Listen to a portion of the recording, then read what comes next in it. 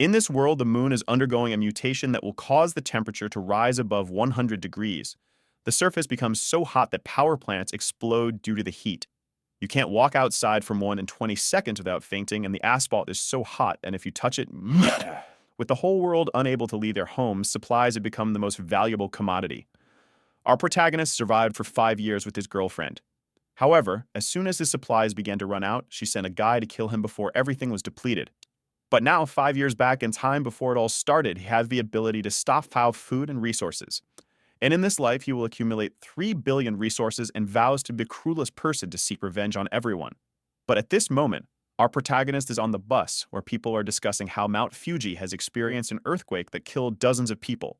And now their city is also being evacuated. The girl in the tight pink dress says they had to leave so quickly that she couldn't even buy supplies. The guy beside her says all the supplies from the surrounding cities disappeared mysteriously, and the other guy with shaved hair says the same thing happened at Daman Lake in Xianxin City and also at the Dahunan warehouse. The girl is scared, saying all this must be worth billions. It's at this point that our protagonist from behind everyone says is actually worth trillions. And the disappearance of so many supplies plus all these natural disasters shows that something is going on. It's good to be alert. The girl asks him if it's the end of the world, while the guy in a green shirt says he's excited. He can't wait for people to be treated equally. But our protagonist thinks that inequality will only increase. Even at the end of the world, there wasn't a day when life was equal.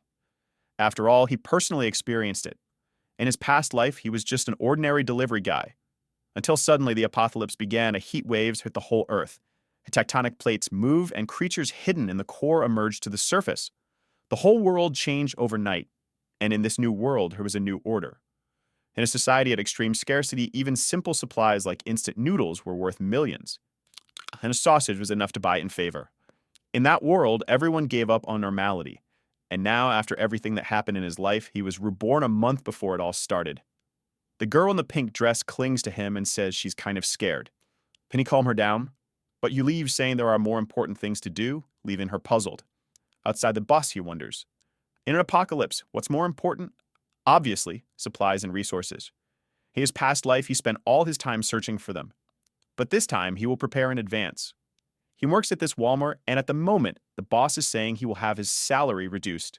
He says it's okay and apologizes, remembering that in the first apocalypse, when everything started, the boss of this place took all the supplies and fled. So now, as compensation, he will take them for himself. He then opens the warehouse and his system begins to detect all the nearby supplies and send them to his spatial space. A huge area with a dimension of over 10,000 meters.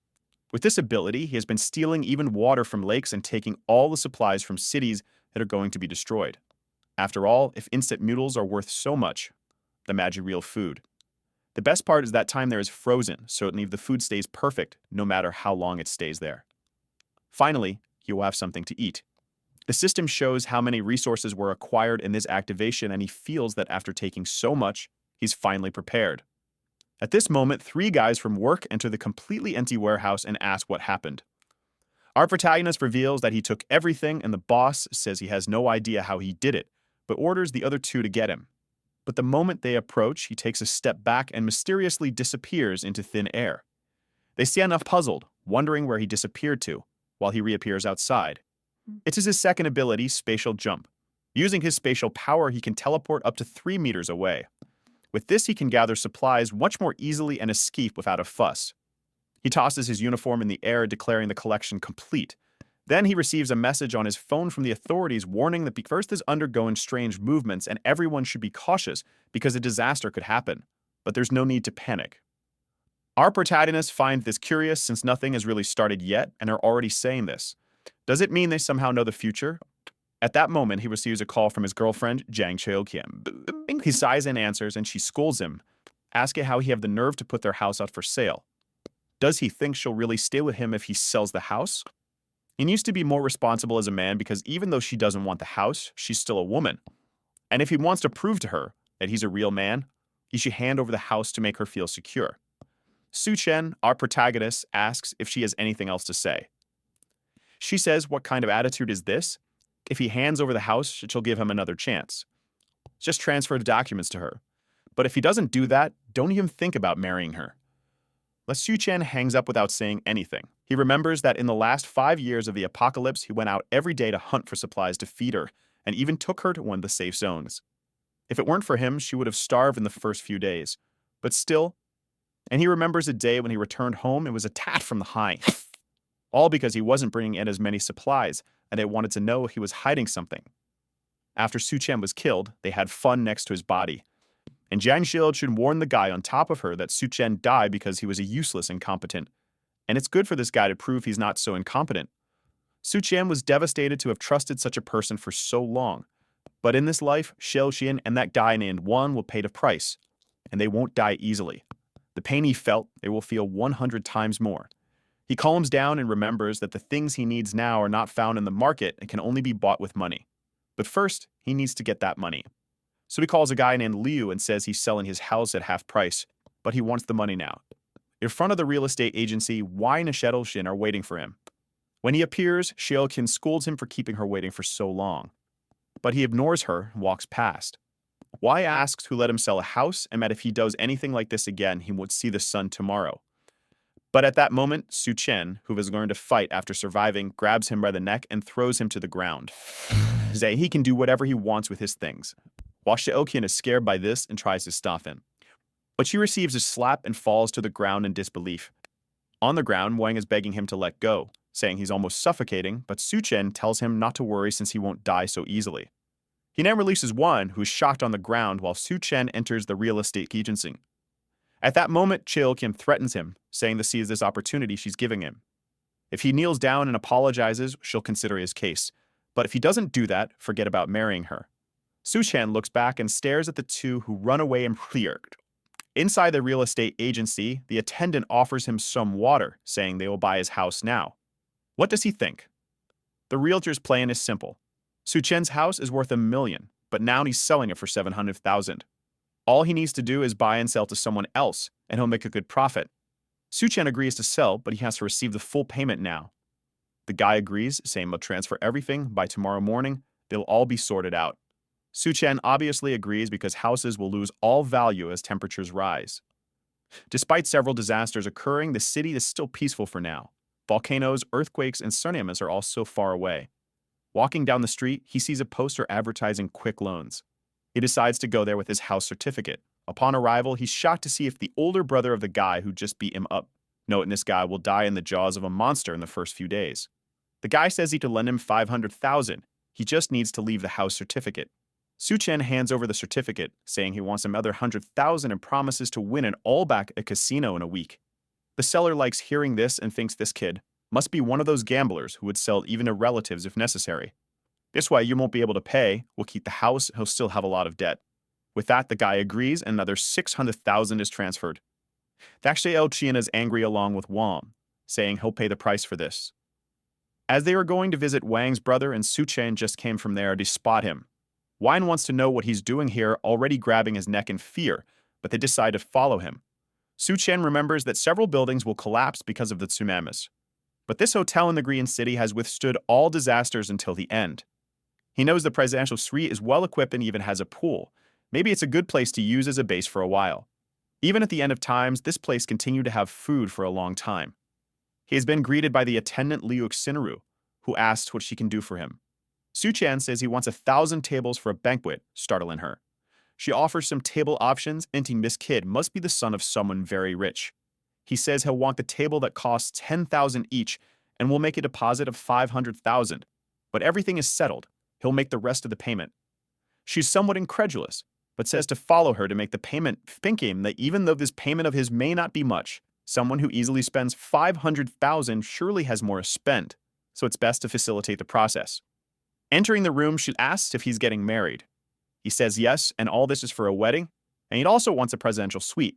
Sometime later, he's leaving the hotel all happy. He got over 10 million food, spending 500,000 with the advance deposit.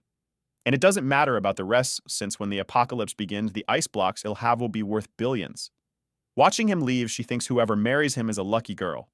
At that moment, Chilxin appears and asks what that person was doing. The attendant asks who she is, and she says she's Su-chan's girlfriend. The attendant then says her boyfriend ordered a banquet for over 1,000 people and paid 500,000. To have a boyfriend like him, she's very lucky. However, the attendant is looking and thinking this girl is at most a 7, but she has a good body. Why do rich guys always like women like this? Hesheo, Xian, and Yan are shocked. A $10 billion banquet. The attendant says it's the case, and it maybe she has a realized, but many rich people do this. They get into relationships that hide all the money they have until the day of the wedding. Cheilkiam starts to believe this, and Wang thinks it's impossible for that loser to have so much money. However, the attendant shows that she received the transfer of 500,000. On the street, Wang is asking Xiaoqian, who is he going to invite to a 1,000-person banquet? Now Xiaoqian is confident, saying, "You really don't understand, do you? He's trying to introduce me to the circle of millionaires he knows. Only then will he reveal my identity." Wai is wanting to become a mountaineer and venture into the mountains, but she slaps him.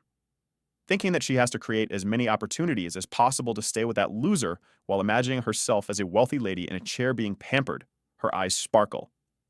She never imagined this scenario. She'll definitely have to marry Su Chen the loser, and that's too good. Meanwhile, Su Chen is just tallying up what he's done. 700,000 for the house, plus 600,000 loan and 500,000 for the banquet. And now that his name is about to be tarnished, taking out a bunch more loans wouldn't be bad.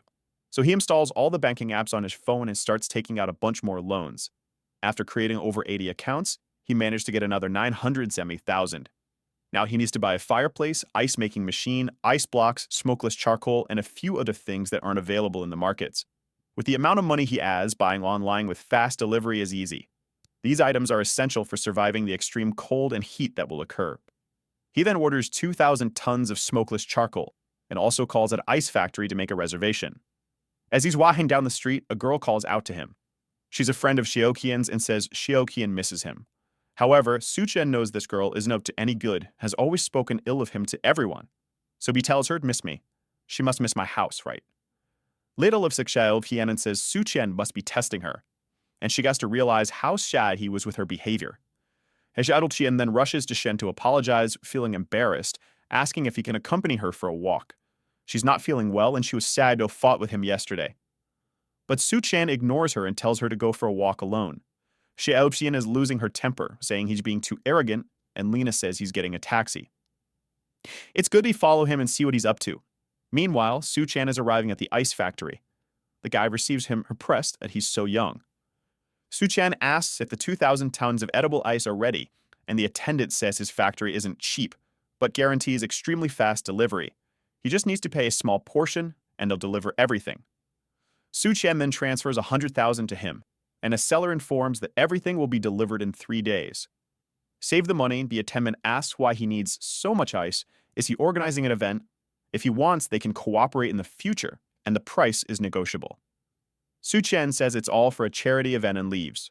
At that moment, another taxi stops and the seller gets excited. But it's Xiaoqian wanted to know what that guy who just left was doing here. She's asking because he's her boyfriend. The seller is confused. Is this girl playing detective? What's going on here? He says he ordered 800,000 in ice. Both of them are shocked. 800,000 in ice. It's confirmed. He's a millionaire indeed to do something like that. Lena asks, if he tell you what he's going to do with so much ice? The seller thinks and remembers. He said he's going to donate it to charity. Both of them get scared without understanding the reason. The scene shifts to one of the city's fanciest restaurants. In his past life, he never enjoyed anything before everything was destroyed, and even having a coffee was a luxury. Looking at the menu, he sees it's all quite expensive. And on the last page, there's something for 17,000 with a question mark. He asks when it is, and the attendant says it's a special item made by their chef. Su Chen says it sounds good and places the order. He remembers that in his past life, several creatures mutated. Some people thought it was some kind of biological change. But for him, it was just the creatures adapting to the new environment. At that moment, a girl with pink hair comes to deliver his order. She's marvelous and introduces herself as the chef of this restaurant. Su Chen recognizes her as Chef Duanya. During the apocalypse, she became known as the Hell's Chef. She had some kind of magical culinary ability that turned corpses into edible things. And in the world of scarcity, no one could resist temptation. However, the dishes made with mutated creatures always ended up killing people. Seeing his expression, she wonders, does he think that a beautiful girl like me would poison his food? And then she tells him that the dish she served is called Two-Faced Life. It's a meat dish with different preparations on each side. Su Chen tries it and says it's really worth the $17,000, while thinking it would be wonderful to have her at home to cook. Outside, Lena says she heard this restaurant is really expensive. as Xiaoqian says she can't wait to become a rich wife. So Su Chen decides to go to one of the city's most expensive bars since soon it won't be possible. As soon as he sits down, a bunch of girls surround him asking what he wants to drink. He starts drinking with them, and when he looks to the side, there's a girl sitting there. Her friend says she was betrayed by her boyfriend and came here to have some fun. The girl says her boyfriend didn't even sleep with her and cheated on her with an old woman. Why do all men act like that? Su Chan says it's because men's instinct to reproduce is ingrained in their DNA and mind. Suddenly, she drinks her entire drink and asks if he's single. He's confused, but she approaches and asks if he's interesting. At that moment, Xiaoqian and Lina enter the bar looking for him. And at a table in the corner, they see him with the three girls. Su Chen tells her they can go up to a room if she seems to agree, so the two rush off. It seems the desire between them is strong. Xiaoqian and Lina shout at him to stop, but the two run to the room, enter, and close the door. He apologizes to her for those two, and the girl timidly says it's her first time. Su Chen feels awkward and flicks her forehead, saying she must be drunk to do something like that. He tells her not to leave the house for the next few days and to stock up on food. She says she understands. And then he says a girl like her shouldn't be in a place like this. With that, he closes the door and leaves, thinking it's a shame, but he won't be able to seize this opportunity. When he leaves the room, Xiaoqia and Lina are taking all the doors. But he easily leaves, and the next day he receives all the delivery trucks, from the ice, charcoal, to the banquets. Wang is confused in the crowd, wondering why the hell Su Chen rented such a huge warehouse just to receive so much stuff, and now even Xiaoqian is getting confused, wondering what he's doing. At that moment, Lina points out that the banquet from the Green City Hotel has arrived. They're laying out the carpets and organizing all the tables beautifully. Could it be that suddenly a bunch of people will arrive and you will declare his love for her and propose? Xiaoqian is now all haughty, saying that even if he proposes, she'll still think about his case. They say they need to see his sincerity and decide to go talk to him. She then goes to Su Chen and asks why he's buying so much stuff. And Su Chen says he'll explain later, but can she help him organize everything? Xiaoqian is scared, thinking he's a jerk for making the girl who's about to become rich soon do such hard work. Lina says it must be some kind of test to see if she's qualified to become a rich girl, and at that, Xiaoqian changes her attitude and says she's not that weak type of woman. She knows how to be delicate and also knows how to work and starts carrying the boxes. But she's dying of anger, saying that when she becomes a rich woman, Su Chen will pay. At that moment, Lina comes to try to seduce him, saying she'll help carry the boxes. In her mind, she's sure that someone as rich as him won't have just one woman, right? As long as she shows a bit of what she has to offer, she might at least get to enjoy a little. Meanwhile, Su Chen is thinking he can't lose free labor like this. After all, there's so much ice and tables to set up, he'll need some help. Some time passes and I finally finish everything. Xiaoqian is dripping with sweat and her legs are shaking. She says she's been carrying stuff since morning until now. As soon as she becomes his wife, she'll make sure to take all his money. Lina, lying on the ground, is also finished, saying that the Dan Dai room made them carry those heavy ice boxes. Xiaoqian says enough for this test, he has to propose to her right away and start the party or the guests will arrive. And Lina says he needs to hurry up because the food is getting cold. Meanwhile, Su Chen gives a good amount of extra money to all the delivery guys who thank him from the bottom of their hearts.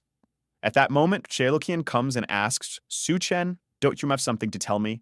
Su Chen says yes, he thanks her for the help, but unfortunately, there's no payment for them, so they can make now.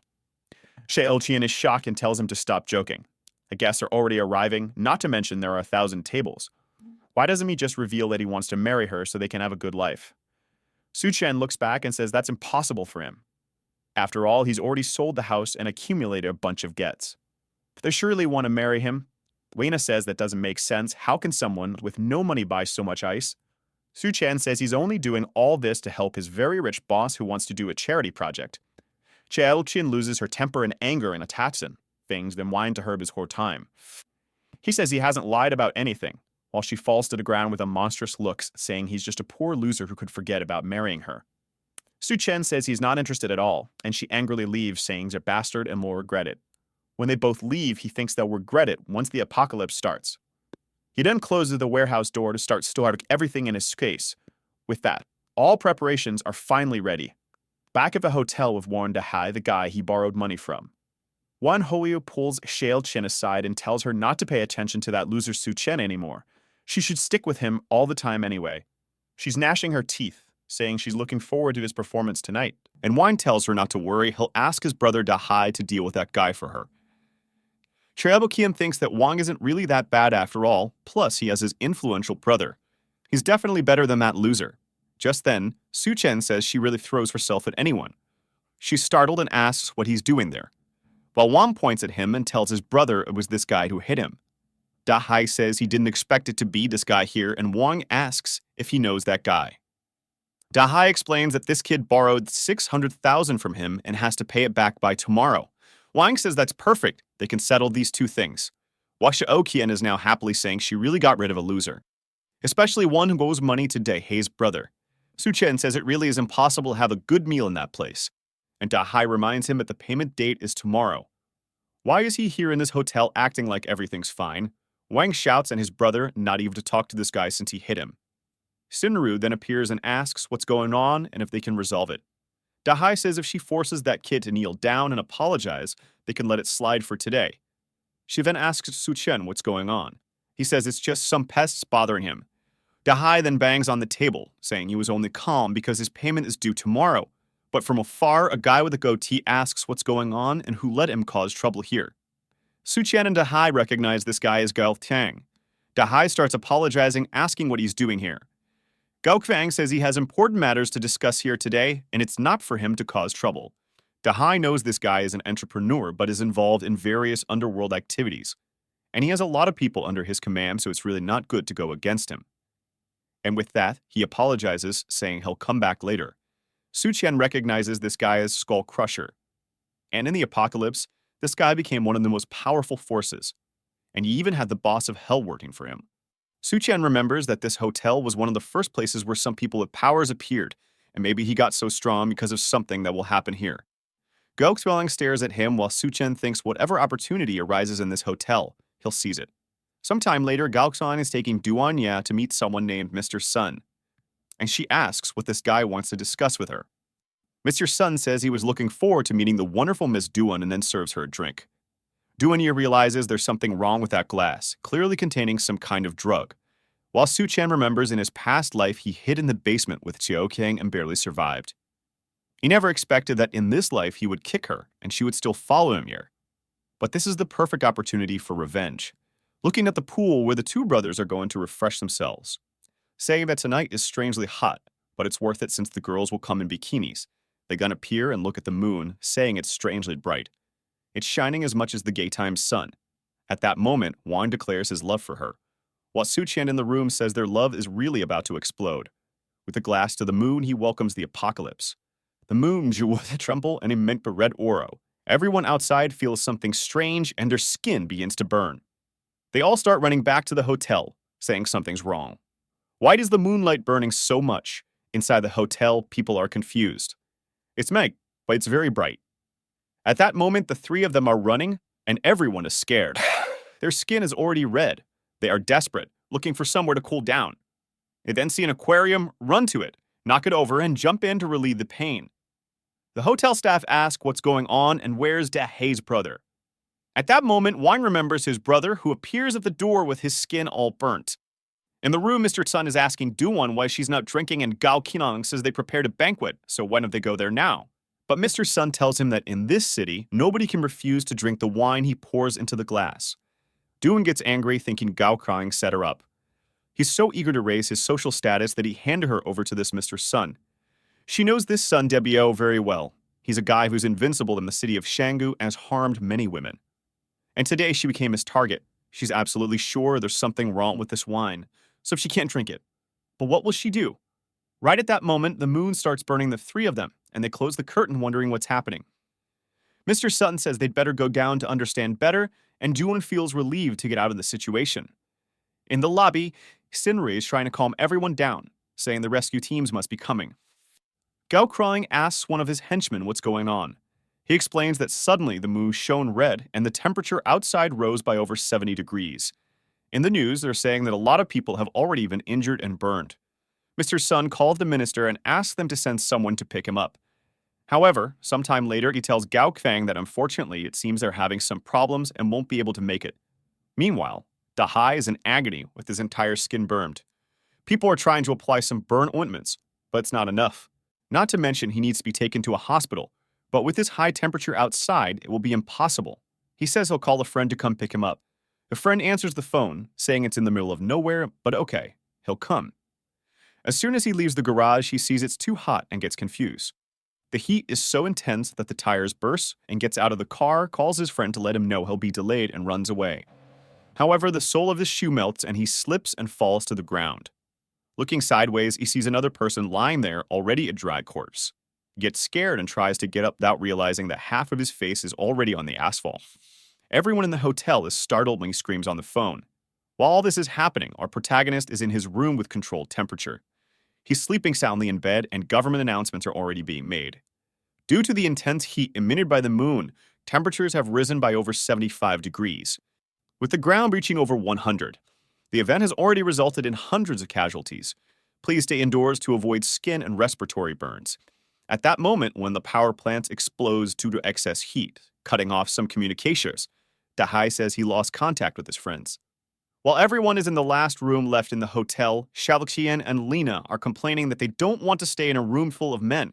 But at that moment, the power goes out. And with that, the air conditioning also stops working and everyone starts taking off their shirts, dying of heat. Xiaoqian remembers that Su Chen's room has a pool. Meanwhile, our protagonist is swimming peacefully. He already knew the power would go out because of the explosion in the power plants. And that's also why he chose a room specifically with a pool, in addition to vertical air conditioners and giant batteries to assure the temperature. But he's also missing some ice here. He changes, sits on the sofa, thinking it's very nice now. He's hungry, so he sets up a banquet on the table. As it's the first day of the apocalypse, he needs a small breakfast, while wondering when the Gokshan will have the chance to gain powers. Someone knocks on the door, saying they know he's in there. Our protagonist knows that with the power to teleport and the preparations he made, he doesn't need to worry. So to cause anger and envy, he decides to open the room. As soon as the door begins to open, a cold breeze comes out and everyone feels an indescribable relief, wondering, why does it seem so nice in there and why does he have air conditioning? Su Chen asks if they need anything. Wan points out to everyone that he has ice, a pool, food, and electricity. Lina and Xiaoqian start shouting at him, asking how he dares to let them burn outside all day while he's living in luxury. He better leave that room now. Dahai tells him the time to pay back everything he owes come, so he better hand over that room. But the moment he steps into the room, he takes a shot in the stomach. Dahai is shocked when he sees the wound, and Su Chen warns that if he takes another step, he'll die. Everyone is trembling now. Does he really have a gun? Dahai is outraged, asking where he got that. But another shot is heard in the room, and everyone is scared when Dahai falls to the ground, now with a wound in his leg. Su Chen points outside, saying whoever wants to die can stay there, and he'll give them 3 seconds. Whoever is in his line of sight will go to the next life. Meanwhile, Gao Chang is talking to Xinru, asking how is it possible for such a large hotel not to have any food. She apologizes, saying they recently had a banquet for over 1,000 people, and the ingredients and food were scheduled to arrive today. At this moment, Mr. Sun, pouring water over his body, commands her to bring all the water and food she has right away. Families start to become outraged by the water waste he's causing, and a war breaks out in the lobby. Just then, Dahai arrives with his injuries, and everyone warns that Su Chen shot someone. Seeing the wound, Gao Chang wonders, is there someone with a gun in this place? Seems like there's a tough guy living upstairs. Xiaoxian then informs everyone that Su Chen's room has electricity, air conditioning, and even a pool. People surround her, asking if she's not lying, if she's sure. She affirms they can believe her. He even has an ice cube and plenty of food. So everyone decides to go to his room. Meanwhile, Gao Klang sends one of his henchmen to take a look as well. Once again, he opens the door, asking what they want, and everyone feels the refreshing cool air touching their skin. It seems like paradise in there. The crowd outside pleads for him to be kind and take care of the elderly, stating that since it's a hotel emergency, he should share everything he has with everyone. The chubby little boy spots some fried chicken and jumps to grab it. However, he's stopped with a hit to the belly and is sent flying. Su Chen warns the parents to take care of the kids or he'll have to do it for them. People are outraged, asking how he dares to hit a child. He's truly a murderer and doesn't deserve to stay in that room. Everyone starts to enter. However, at that moment, he shoots the guy in the back who falls to the ground. Su Chen warns that he may be alone, but everyone there only has one life. He knows the situation seems dangerous, but at any moment, he can jump through the portal and disappear. Downstairs, Wang is furious. After his brother suffered 2 gunshot wounds, the crowd threw his body out because he was already dying and decomposing. Wanise may have to kill that damn Su Chen. Meanwhile, in Su Chen's room, Xiaoxian and Lina are sweating and dripping with heat as they're asking to come in, saying they're sure he wouldn't have the courage to shoot them. And if they love him very much and are sure he loves them, if he lets them stay there for a little while, they promise to join him in a 2-against-1 adventure all night long. Su Chen says that since they want to work together so eagerly, he'll let them in. They're all happy and disbelieving, but suddenly, Wan passes between them, hitting him, saying he'll kill him. When he's about to touch Su Chen, he takes a blow to the face, collides with the two, and everyone falls to the ground. Steam wine beaten in their arms, are afraid to enter the room, and Su Chen says, "Just go away from here." They leave, and he says he's just playing for now, but if anyone tries anything, the artillery robot he has installed would sort everything out in seconds. Tanks are seen outside the hotel, and everyone believes it's the rescue team. They leave armed and wearing protective clothing. Upon entering a hotel, they asked if someone named Liu Xingo is there. The guy introduces himself, and they then tell him to put on the insulation suit and come with them. Everyone asks to be rescued together. However, the soldier assures them to stay calm. The rescue operation will take place tonight at midnight in Silicon Valley Square. The residents celebrate, saying the government really hasn't abandoned them. Meanwhile, Mr. Sun says he'll pay $1 billion if they take him out. However, he's restrained by one of the soldiers who tells him not to interfere with the operation. Mr. Sun tells Gao Qiang to do something, but clearly, with so much aim at him, there's no way. At that moment, Xiao Kim grabs one of the soldiers and says there's a killer living upstairs, and Wena says he's already killed a bunch of people and will soon finish everyone here. They need to save the people in the hotel. A soldier named Xiao Feng then says he'll take a look, and his friend tells him to be careful and not act impulsively. He takes his gun and starts climbing the stairs toward the room. While Xiao Qian thinking misses the perfect situation. As soon as this guy kills Su Chen, she'll steal that room for herself. Xiao Feng cautiously walks down the hallway, observing every corner until he notices a camera looking at him. Suddenly, Su Chen opens the door and throws a flashbang. Before he could understand what's happening, they're exposing his face, blinding him. A sleeping gas falls at his feet, and when he crouches, Su Chen appears from behind and hits him on the head. Sometime later, he wakes up in the room, not understanding what's happening and why it's so cold. Su Chen tells him, "Your name is Lu Xiaofeng, and you're a captain of the Special Forces. Now that you're awake, let's talk." Xiaofeng looks around at the ice cubes and asks what's going on here, who he is, and where he got those grenades and weapons. Su Chen says he's just a regular guy who just graduated, and he got those weapons on a trip to the Middle East. Su Chen then asks if the government set the rescue points for tomorrow morning, and Xiaofeng is surprised by the fact that he already knows that information. Su Chen realizes it's all going to be the same as in the past life and warns Xiaofeng that even though the temperature is lower at midnight, people can't stand more than 10 minutes outside. The vast majority will die just trying to reach the rescue point. Xiaofeng says they have no choice since many people are starving in their homes and can't stand the heat anymore. Their only chance is to reach the rescue point, and since it's difficult to modify the vehicles, there's no time to rescue everyone indoors. At least if they put some blankets over their heads, maybe they can make it. Su Chen then suddenly puts his hand on his shoulder and points the gun. Xiaofeng asks him to calm down and says all he wants is to at least warn everyone, though with blankets. Su Chen then cuts the rope and says he's free as he respects the fact that he's saving lives. But it's good he doesn't try to come in here again. Xiaofeng asks if he's not afraid he'll come back with other people, but Su Chen shows him there's no need to be afraid. And Xiaofeng recognizes it right away. It's a camera with facial recognition and a built-in automatic machine gun. He wants to know where Su Chen got it, but Su Chen says he already said, in the least. Now he'd better leave the road because he doesn't have time to deal with this anymore. Xiaofeng accepts and leaves back to the tank. Mr. Sun gets angry, thinking that not even the damn soldier could deal with the guy. He gets Gao Qian, saying he really can't do anything. Dao Kran's henchmen ask if they really won't do anything and will tolerate this guy. Dao Qian explains that after everyone is rescued, they'll still need the connections. It's dangerous now. At that moment, Su Chen appears and says, "In times of chaos, you're still dreaming of restoring order." The henchman gets angry, but Gao Qian tells him to calm down and asks why Su Chen came down. Su Chen then shows a bucket of ice, saying he came here to negotiate. The henchman tells Gao Qian it's good to kill that kid now and take everything he has in the room. But Su Chen points the gun, and the guy gives up the idea. Gao Qian says they should talk business, and he hands over the edible ice to both of them.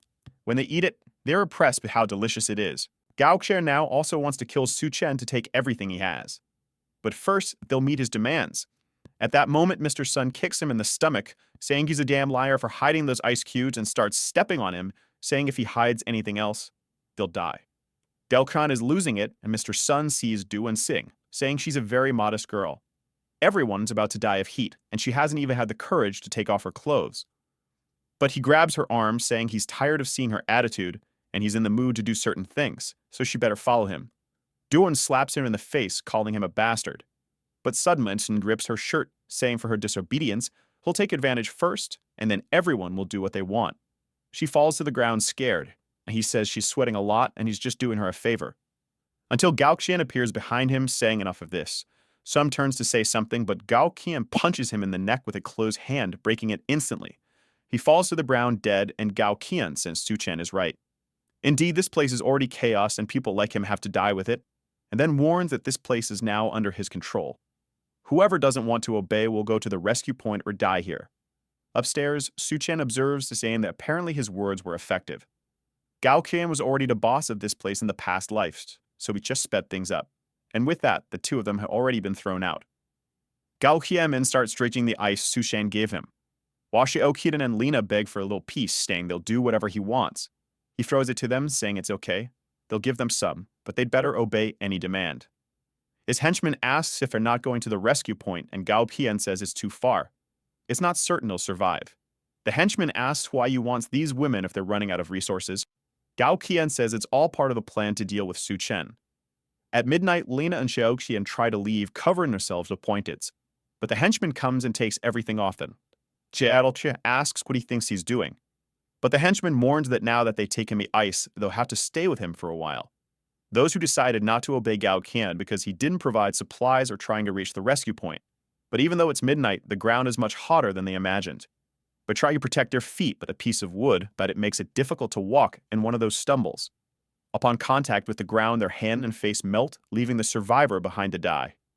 Meanwhile, Dehay's body, which was burning on the ground until now, wakes up with red eyes.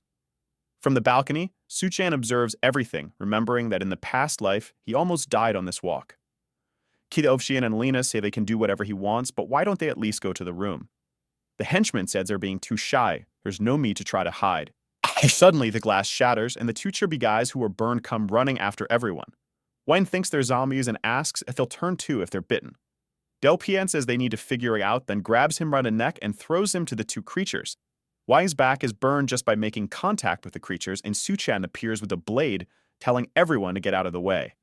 The henchman can't believe he wants to deal with these monsters, and Gao Hian is eager, thinking that as soon as Suchan kills the two, they'll kill him and take everything from him. Suchan knows that bodies exposed to heat turn into zombies, but they don't share any virus. You could say they're more like Frat demons. The difference is that these demons retain some memories from their past life. Suchan stands still, and Mr. Sun passes by him and goes towards Gao Thon. That's because he was killed by him. But Wan Dehe was killed by Suchan and attacks him. However, seeing the situation, he's sure that the chance for Gao Qian to awaken some powers by killing Mr. Sun. So he goes in his direction and cuts off his chance. A purple crystal comes out of his body. And that's a kind of core that can evolve a human body. He grabs the crystal, jumps back, and pushes Dahai towards everyone. With that, he goes up the stairs and tells them to have fun.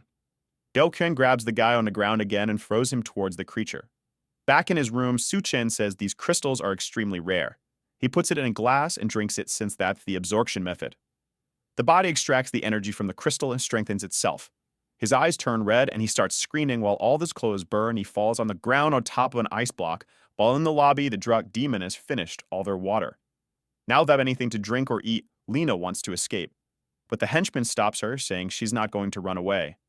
At that moment, Lina says they should use Xiaoqian. She was Su Chem's wife, and if they throw her at the door, it's certain he'll open it, and then they can try to steal something from him. The henchman says it's a great idea, and Xiaoqian says she'll help, but she wants to eat meat first. The henchman says there's no meat since the refrigerators have been off for days. Delphian looks at her and asks if she wants meat, then he has a solution. They restrain Lina, and he warns her if she wants to, she'll have to do it. Xiaoqian is shocked, asking if he means they're going to eat her meat. While Lina is trembling, Xiaoqian is going towards her. Later, please, saying, "What are you doing? You're not going to do that, are you?" But Xiaoqian goes to her face and says she just betrayed her, like talking about as being Suchen's wife. Since she did that, she deserves it, and then strikes 3 times. Gaopian and the henchman are just scared to see how she did that without hesitation. Xiaoqian is going crazy, saying that when she's full, she'll go up and drink Su Chen's blood. The henchman looks at Gao Qian and asks if they're really going to do that. Dao Pian says to call the boss Duan quickly, or else they'll dry out. Meanwhile, in the room, Su Chen is jumping around with his new body. Not only is he more resistant to heat, but he's also more agile and strong. At that moment, he sees Duan at the door. Standing at the entrance, she's thinking it's getting crazy down there. She doesn't have a chance of surviving if she stays there, so she has to try her luck and use what's left of her value to get something here. Right at that moment, Su Chen opens the door naked, and she gets scared. She screams and he apologizes, saying it was unintentional. He was excited about some news. In the room, he then tells her that even though he has resources, it's limited and decides they just met and he can't accept her just because she's beautiful, right? He remembers that in the past life, she was a very smart woman. Furthermore, she formed a cooperative relationship with Gao Qian. However, even though he had thought about having her around, the atmosphere feels strange now. Duarman tells him that she's not just a cook, she's also a doctor who has been working as a surgeon for 3 years. She's thinking that his room is extremely well equipped. Not only does it have electricity, but it also has ice and food. She needs to demonstrate her worth to stay here. On the sofa, Su Chen acknowledges that being a doctor is indeed a good proposition. However, as she knows, resources are extremely scarce, and it's uncertain if they'll survive until tomorrow. Feeling uncertain upon hearing this, she says that as long as he doesn't tick her out of the room, she'll do whatever he wants. Upon hearing his proposal, Su Chen immediately states that this is her new home. She feels embarrassed, thinking she said that hastily and unintentionally.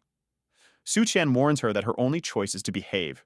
If he catches her planning something behind his back, their relationship will end.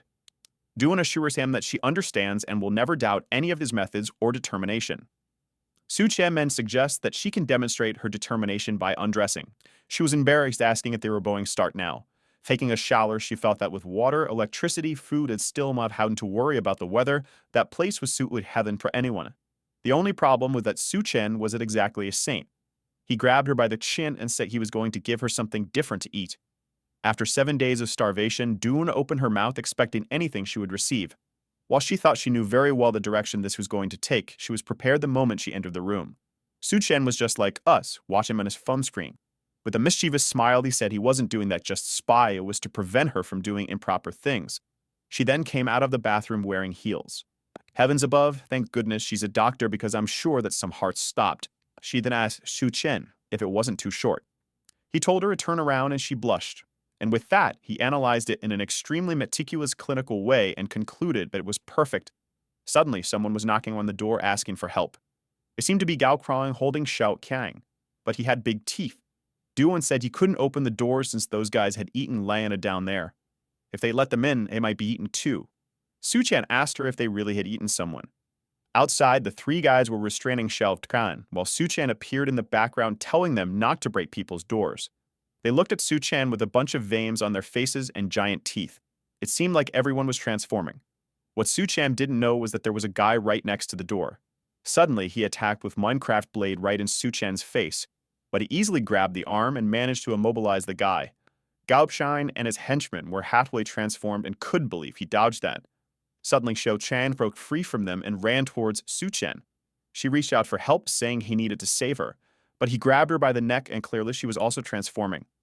And Su Chen explained that those who consumed human flesh in this new world now transform. So clearly she's no longer human to be saved. Del Krang said it was the end of the world, so it didn't matter if they were eating someone as long as they could survive. And Xiao Kang, even immobilized, said the meat was delicious and her body was filled with energy.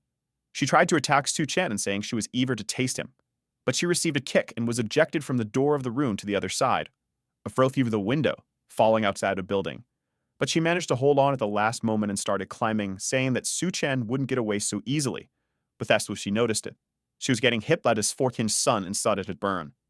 Su Chen was calmly with his hand in his pocket, while the 3 thugs ran towards him, saying he couldn't be given the chance to pull out a weapon. But calmly, Su Chen asked why they thought he would waste bullets. Suddenly, one of them jumped in Su Chen's face, saying he was underestimating them too much. And a sneaky dad pulled out the Minecraft weapon and said he likes to waste it, and he hit the guy right in the head. Even though these were monsters, they kept their consciousness, so they came up with a plan to spread out to attack him from all directions. While Su Chen finished off one coming from the front, the other thug was already above on the ceiling, warning that not only were they faster, but their reaction time was also much better. With one attacking from each side, he took advantage to go over and warned Su Chen. that it was the end for him. He was confident that with a punch he would finish the boy and steal everything he had. But Suchan jumped and caught him halfway, asking if he had finished talking. And with that, they both felt, with Suchan smashing his head on the ground. Another Minecraft blade came for him. But Suchan was a pearl and easily blocked it. With a single move, he disarmed one of the zombies and Tsapi onto the side. Galcairn took advantage of this opening to try to land a punch, but his neck was also grabbed and Suchan slammed him against the wall. But that's when something else was coming from the corridor. Even Suchan seemed to be startled by what he saw. It was Yahello completely transformed into a drop Eamon. She jumped from the glass and approached Suchan. He recognized her and called her by her name. Seeing the transfervushal who said she transformed too quickly, so apparently her dependencies are deep. As he finished off Gao Klang, he said since she hadn't disappeared, he would finish her off again. And with that, Gao Klang was lifeless. Transformed, as Yahello let out a monstrous scream. Inside the room, Duan was getting impressed. I'm also very impressed with her god in it.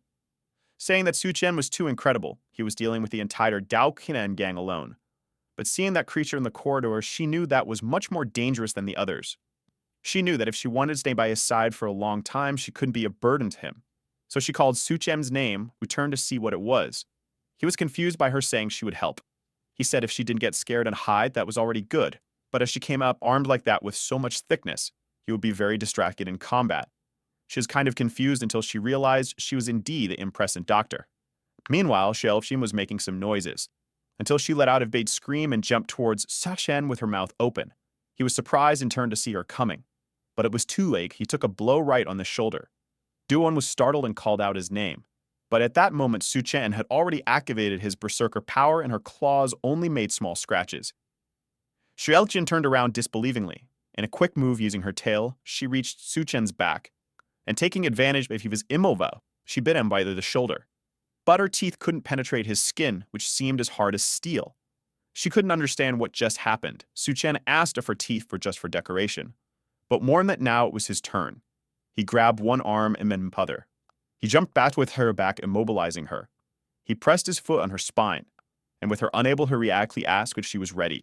In fact, he folded both her arms out, while jumping and slamming her on the ground. As Yahello fell to the ground in agony, and Suchan stylishly landed behind her with the toothpicks in his hand. Tossing her manes away, he said he was planning to make her suffer much more in this apocalypse. But now that she's like this, she forced him to finish her off as quickly as possible. But suddenly he noticed something. Using her tail, Yahello grabbed one of the bodies on the ground. She opened her monster mouth and started swallowing his eyes. Her mouth stretched all the way to the side of her spine. And the body could regenerate. Pulling her left arm, he said they would start with that one. From the other side of her ear, he said it was now the turn of the right arm and pulled another one. The monster was agonizing. Tossing the four limbs up, she fell to the ground battered. But she easily regenerated. As soon as she was back to 100%, Suchan said the first round was over. But she'd better get ready because the second was about to begin. From the room, Duan watched everything, the rain of limbs being thrown everywhere. While Suchan kept finishing her off. She regenerated once again, and it was time for the third round. He continued removing each of her limbs and the tail. And with that came the fourth round, the fifth round. He began testing removing other parts, and after many experiments, Yahello was on the ground crying. While Suchan said he was already satisfied he wasn't a demon, but the little humanity left in her made her ask why she was being treated like this. Suchan didn't like that question, especially because he remembered very well what she did to him in the past, when he did everything for her and was stabbed in the back. And then he went to step on her, saying it was revenge. And with one step, it was the end of Yahello.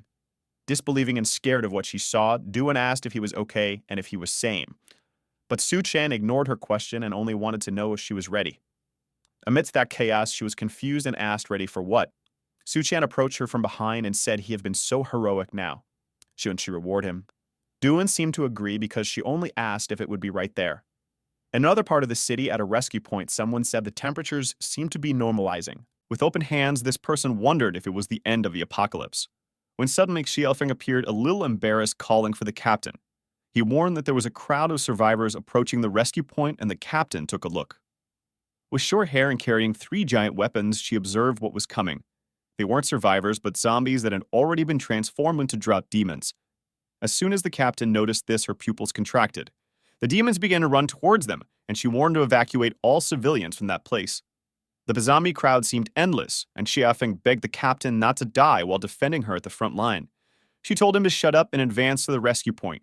Meanwhile, Su Shen said now she would experience the power of the berserker. But Juwen said she had already experienced that berserker power many times and asked how many times they had done it. Su Shen warned her that the extreme heat waves would ease off for now, and he wanted to go out to resolve something. So he needed to leave her with unforgettable memories. Timidly and hesitantly, Juwen asked if she couldn't go with him. Su Shen seemed to ignore her question and only said that the people around him first needed to meet two conditions. They needed to be valuable and absolutely obey any order. And she replied as she understood another berserker adventure begins. With that, Mike fell and Su Shen said Yu would have completely submitted to him. He knew he had to return soon before the Great Tsunamis began. In the past life, the excess of people moving towards the rescue point caused large hordes of zombies that ended up destroying that place. Many civilians and soldiers died in that concentration. Moreover, it has caused Minecraft weapons to fall into the hands of several people. Suddenly, three guys appear in front of him and told him to stop the car or he will suffer the consequences. From inside, Su Shen seemed unfazed, wondering if that guy was crazy to ask a car to stop like that. With that rated and lightly tapped the guys, sending them flying. Very friendly, our protagonist put the three to sleep peacefully on the asphalt. Su Chen knew it would be the same as before. The excessive heat and the wave of zombies caused the collapse of the subway underground. As many people ran to the deepest part to escape the heat, tens of thousands died there. Observing the bottom of the subway, several red eyes stared at him. That's because the sound of the car was attracting everyone. Unfortunately, it wasn't worth hunting power crystals since you have to look into each of their heads. And with so many down there, it would take too much time. He then decided to take a look at the situation at the school, while remembering that he hadn't been to this place since his graduation from the engineering university. It might have fallen again when Su Shen stored his car in the dimensional space. He entered a building and came face to face with two transformed creatures. They were chained by collars around their necks. And from the back on a sofa, three guys seemed calm. And the boss said that for Su Shen to enter their territory, he would have to drop that backpack on his back. Su Shen took out a chicken leg from the bottom of the backpack, asking if those guys could help him and offering some of the food. They couldn't believe someone had chicken leg at a time like this. The boss immediately said he would definitely help him, just throw those chicken legs. Su Shen smiled and threw the chicken leg. Right in the middle of the two drought demons, hunger took over and the three guys tried to lunge to compete for the chicken leg. But it was tied by a string, and the three were startled when Su Shen started pulling. He apologized, saying the three did deserve to eat something so good. They grabbed his weapons to finish Su Shen. But Su Shen grabbed the Minecraft one to sort everything out. And three loud sounds echoed in that room. Surely it was a very good sleep-inducing weapon because the three boys went into an eternal sleep, while Su Shen couldn't remember so many idiots surviving in the past life. Maybe the tips he's giving to other people have affected the world more than he thinks. He heads for the reptile and snake laboratory door. Grabbing the padlock on the door, he easily destroys it, saying apparently not many people come to this place, as most of the creatures there had already died. A smell of death filled the place. Seeing that it had devoured several others, he understood how it survived. In the past life, this was one of the first creatures to undergo the atavistic change, which means reverting to an ancestral form. He knows that in a week the floods will begin, and that's when this monster will transform. If he can't prevent it, it will cause a lot of trouble. Seeing that it keeps staring at him, Su Shen thinks that it seems to have already developed some consciousness. Suddenly, he hears a sound and realizes someone is there. Just behind the door, some armed men prepare to enter. They shout that they know Su Shen is inside and order him to come out now. The protagonist calmly comes out, saying he's at a critical moment and can't be disturbed. However, suddenly he notices something. A girl with gray hair approaches, and the guys seem to recognize her. Before they can react, she jumps towards them, putting one in a neck hold and another in a leg lock. Before the other guy can react, she falls next to him and climbs onto his back. A quick hand movement and another one is down. However, someone points a Nerf gun to her head, saying her moves weren't bad. She quickly reacts, elbowing the person's hand and raising both legs to trap Su Shen. However, when she tries to apply pressure to break his head, he doesn't move. And the guy doesn't even react right, he's taking deep breaths. A minute later, he points the Nerf gun again and asks who she is, now tied up. If it was just to immobilize, there was no need for all that show. But it seems he tied her up for something more.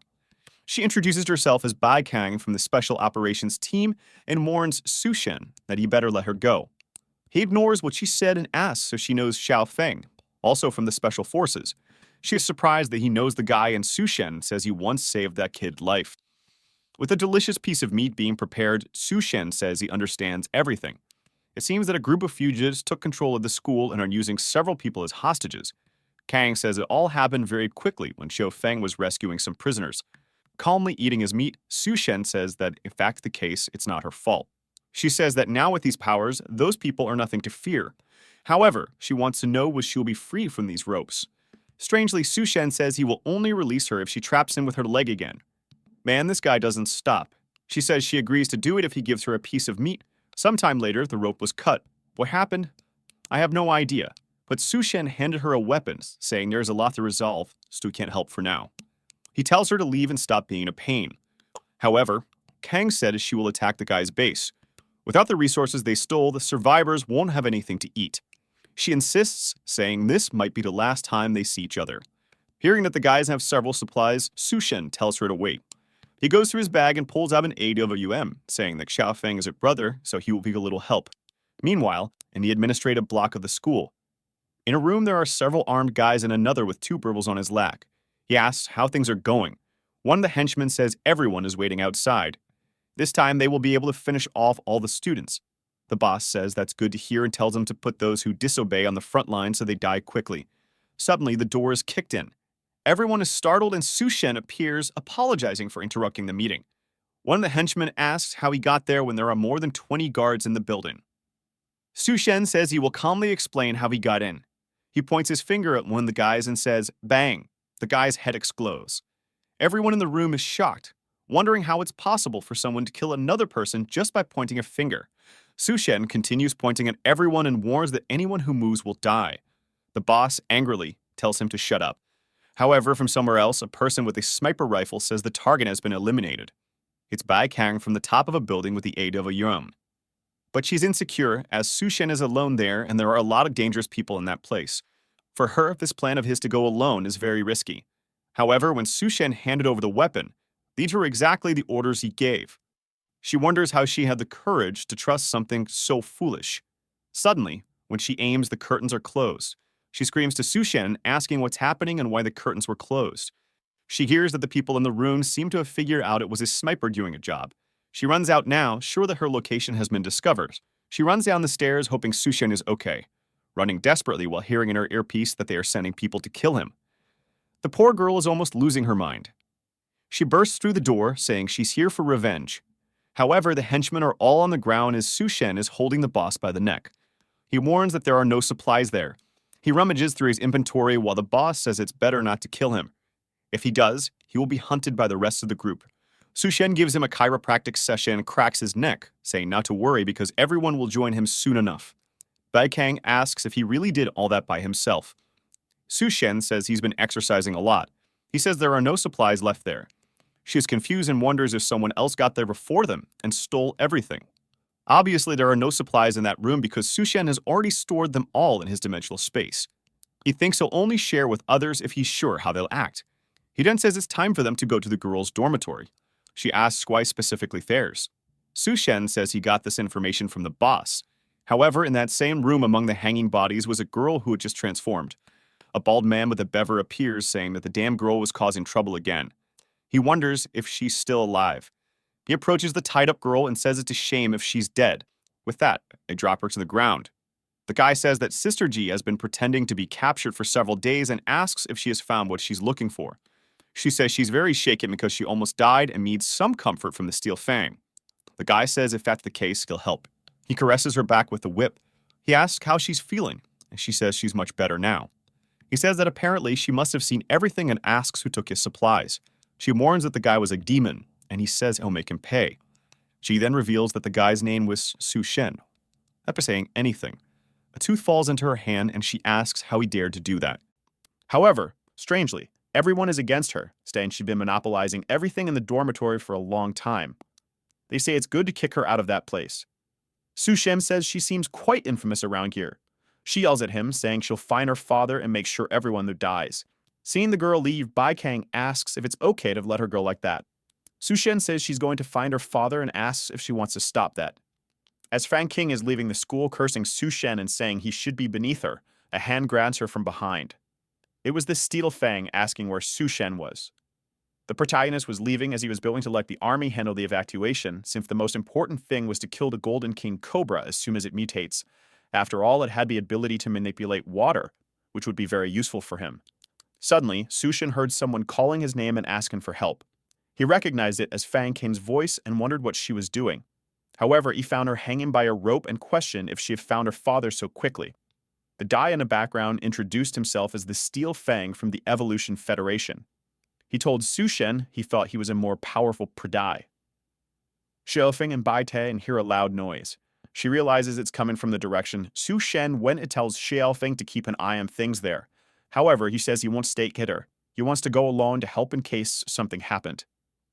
Up ahead, Sushen is calm. The Steel Fang says that girl was from his university. Why doesn't he take the chance to play the hero and save the princess?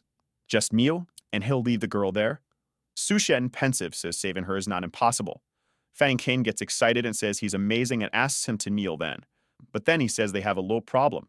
She asks what kind of problem it is that will prevent her from being saved and starts yelling, saying he said he would save her, so he can't go back on his word and has to be a real man. Sushen explains that he is not a man who deserves to save her. He tells her to call the guys who always bootlicked her and went to the protests to come and save her here. Fang King yells at him, saying it seems he's trying to get revenge just because she said he was an inferior person. She says she won't apologize or beg to be saved. She calls him a pathetic loser and says she doesn't meet him. Sushen smiles and tells her to remember what she's saying.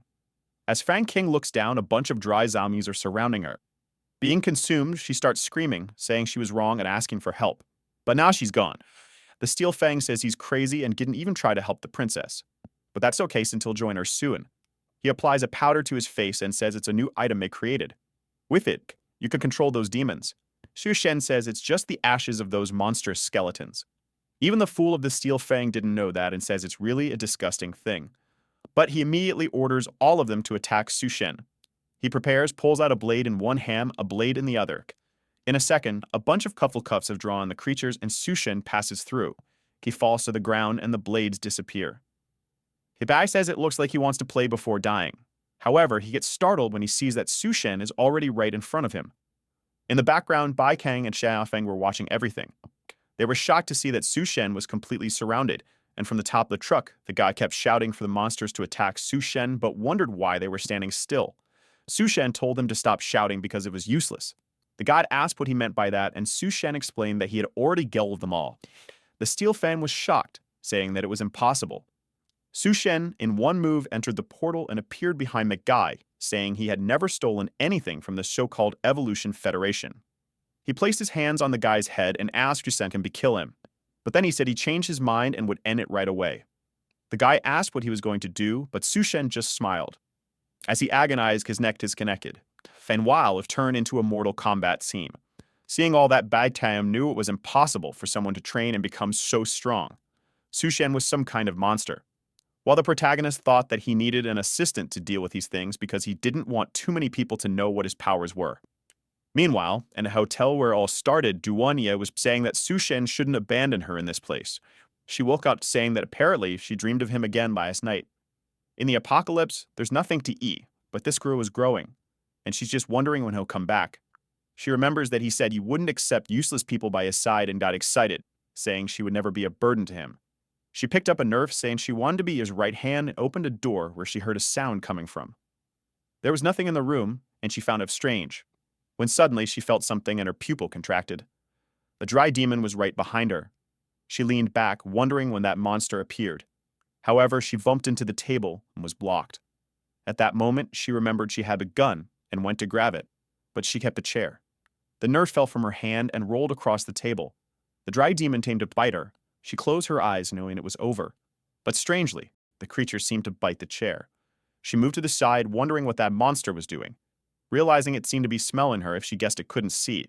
The problem was that she was too close, and if she made a sound, she would be attacked. She tried to grab the nerf she had dropped on the table. It was her only chance to end it. But she hit her head, and the monster seemed to notice something. To take a fight.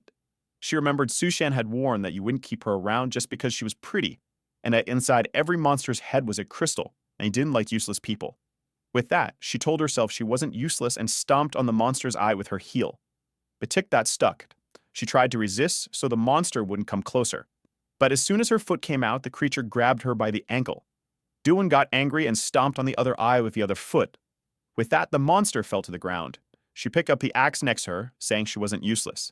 She was going to take the crystal from that monster's head and show Su Shen that she was strong. Meanwhile, in the girls' dormitory, Bai Tang and Xiaofeng started evacuating everyone, following Su Shen's tip. And the Golden King Cobra had begun its mutation. Face to face with it, Su Shen was just waiting for the transformation to start. He knew what it needed was water, so he brought a bucket. As soon as he placed it on the ground, the snake started to go for it, and he realized it had intelligence. The moment she made contact with the water, the transformation began. She started to shake in a bucket swelp. Suddenly, it exploded in front of him. The creature had grown huge and was now face to face with him. Su Shen realized she had become much stronger just with that bit of water. It would have been extremely dangerous if he had let the floods come. He drew his blade and warned that if she submitted, he would consider making her a pet. But suddenly, she flew toward the window. Su Shen realized that the creature was more intelligent than he had imagined and jumped outside where the creature seemed to want to escape. Seeing the situation, he knew he had no choice. So he jumped with the sword in hand and tried to stab her head, but the blade broke. Her scales were much more resistant than he thought, and the snake came to bite him. But he calmly jumped towards her, saying that if a blade didn't work, he'd use his fists. With that, he punched her head into the ground. She took advantage of his distraction to try to wrap her body around him. Immobilized, he said she was quite treacherous and prepared to finish him off, making Su Shen realize that everything so far had been part of her plan. She then came to end him. Elsewhere, a guy from the army tells the captain that she can't forget about Su Shen because she keeps looking him in the direction you went. She tells him to shut up. However, he warns that if the guy went alone, he would die. But Bai Kang says it's impossible. She is sure that Su Shen is much stronger than he appears. It's almost as if he were an untamed monster in his apocalypse. A hand comes and stops the snake's strike. Su Shen asks if she really thought she would defeat him with that. He says he knows very well the regenerative capabilities of snakes, but what he's going to do is different. Then he pulls her by the head, throws her aside, and splits her body in two. With that, he finds the crystal he was looking for. From inside it, he extracted the crystal and mentioned he was curious about what ability he would gain. The rising tide started to flood the city. People had nowhere to escape, and only the extremely tall buildings remained above water. However, Su Chen, who had just absorbed the water snake's core, was calmly diving. Scales appeared on his body underwater, and he also felt stronger there. Strangely enough, even without using his mouth or nose to breathe, he wasn't suffocating. It was as if his skin was capturing oxygen, and he realized it was a very useful ability. He knew it wasn't exactly the water manipulation he expected, but it would be highly beneficial. Since the water had come from the hotel area, he couldn't go against it and return there right now. Seeing the ashes on the horizon, he knew the volcanoes had reached their peak eruption. Once the sky cleared, the Earth would enter a glacial period. At this rate, no one would survive without evolved abilities. But he also vividly remembered the numerous factions that emerged when the floods began. The northern territory was dominated by the snake he killed, and also by the corpse woman. The southern part was dominated by the cannibal clan, and the eastern part by the Rat King and his army. The western part had been dominated by Gao Qian and the people of the Green Hotel. In his previous life, he almost died at the hands of each of these groups. But in this life, he had already dealt with Gao Qian and the Snake King. The goal now was to gather more cores to take down the remaining enemies. The problem was that the Devar clan had a very large population, and the corpse queen hid so well that it was practically impossible to find her now. He remembered that the rat plague started at the university, so their team must be there. Seeing that he was surrounded by zombies in the water, he realized he had relaxed too much. On top of a nearby antenna, two guys were trying to climb up, wondering how the waves had arrived so quickly. Then the bald guy looked back and warned that someone was swimming toward them. His friends said it was impossible, but then he noticed. Indeed, there was a guy who wasn't drowning or being swept away. However, knowing how unstable that post they were on was, the guys decided that if this guy came closer, they would kick him back into the water. But the bald guy warned to be careful because a lot of things were following him. That's when they saw the legion of zombies following Su Chen. They realized he was coming their way, so they shouted that they were from the Evolution Federation and told him not to approach. Hearing this made our protagonist interested. Immediately, he jumped out of the water toward them and kicked the bald guy, sending him into the water. The poor guy was falling, but his friend managed to grab his arm. He told the fat guy to grab the pillar, but he said he couldn't reach it. His friend assured him not to worry, he wouldn't let him fall. However, this bald guy was the most gentlemanly villain and said it was okay. Better to let go or both would die. Meanwhile, Su Chen was up there telling them to spill everything they knew about the Evolution Federation. The guy told him to go to hell and said he'd never talk about it. Seeing the zombies, Su Chen said that if that was the case, they couldn't blame him. Instantly, one of them grabbed the fat guy's foot, pulling him down. Su-chen said he gave them a chance, so it wasn't his fault. However, the friend jumped in, saying he would save him. Down there, the zombies started attacking, and the guy was sure he would die. Then Su-chen passed by and killed the first one. He sent a flurry of cuts through the water, wiping out the zombies. The two wondered if the kid was really human. A while later, up top, they said they owed him and would tell him whatever he wanted to know. They explained that they had been sent there to investigate him, Su-chen. Currently, they were located at the University of Science and Technology and were led by a guy named Liu. Knowing that this university is where the rat business started, Su-chen asks if they're doing any research involving rodents. The guy says unfortunately, no one lets them get close to the labs. Now Su-chen is motivated to go there and resolve this before the rat disaster happens. Meanwhile, at the hotel, Duanya had survived and received the core from one of the zombies. She's always portrayed with great care and attention, but she found it strange that even the upper floors were already flooded. Then something called her attention and a sea creature started wrapping around to kill her. Definitely a cruel and wicked beast. It came toward her, opened a mouth full of teeth, and attacked. She barely managed to grab it, but her hand got entangled. Now she was immobilized and many of these creatures were coming her way. She realized she didn't have time to use the ability she had received. She remembered Su-chen saying that you couldn't know what ability you received just by the creature's appearance. The healthy doctor asked how she would find out if you couldn't tell. Su-chen explained that the only option was to focus on the changes she felt in her body and try to control that power. She smiled, saying she could understand. Looking at the creatures, she seemed to see a small brain in each one. With a red eye, she screamed for them to stop. The monster seemed scared and moved away from her. She was frustrated because she was all sticky, but she grabbed an axe and said she would now cut them like tofu. She swung the axe at the membrane, tearing everyone apart. While she talked about needing a bath, someone appeared behind her and asked if they could join. She turned angrily, but it was Su-chen in an oxygen suit. She realized it was him and jumped on the boy, celebrating his return. She noticed his oxygen suit and stepped back, apologizing. A while later, they went to take a bath to clean up after a lot of fighting. He asked if she had really received an ability, and she seemed pleased that he mentioned it since she was no longer useless. Our protagonist questioned what the effect was, and she said it was some kind of control over cells and minds. Su-chen immediately wanted to know if it was something possible to use to change the visual of food as an example, and she said she would practice first. He wanted to know what this practice was about, and his mind was taken over, and now he saw her in a combat outfit with extreme protection. He then activated his power to undo her mental control and said he would make her practice that ability a lot. A shot and two creatures died. It was Su-chen telling Duan that she had to control her mind and have a steady aim. He then left, saying he would give her half a day to get used to the ability. He asked if she was from the medical university. She said yes, and he said she would join the next mission. It was time for her to show some usefulness. While sailing through the sea on a boat, she asked if it was okay to wear that extreme protection armor. Su-chen said yes, because no one would do anything to her if he was there. She wanted to know why he wanted to go to the science university, and he said he wanted to see a friend. Wondering if he had survived, she told him not to worry because good people have good luck. A while later, she notified him they had arrived. The place was barricaded, but she said that was the science university. Su-chen noticed something when a guy appeared on the wall and shot at them. Our guy protected her, and from the top of the wall, someone asked what they were doing there. Su-chen wanted to know where the mutant rat that was supposed to be born in that place was. He said he wanted to join the Evolution Federation and asked them to open the gate. The chubby guy said the rabbit girl could enter, but the guy had to disappear. However, Duwon showed a plate of smoked pork and asked to let them in. Immediately, the chubby guy went crazy, saying it was impossible for such a thing to exist in this world. He ordered the men to open the gate now because they hadn't seen meat in a long time. So they entered with the boat. The guys approached the dock demanding the meat immediately. While they argued over who would eat, Duwon's eyes were red. The guy thought he was eating roasted pork when it was actually a zombie's arm. They are then led along the way with the guy explaining that everyone helps each other in this base. The first floor is for children, the elderly, and those who are otherwise useless. But they would be going up. Suddenly, a child bumps into someone and falls to the ground.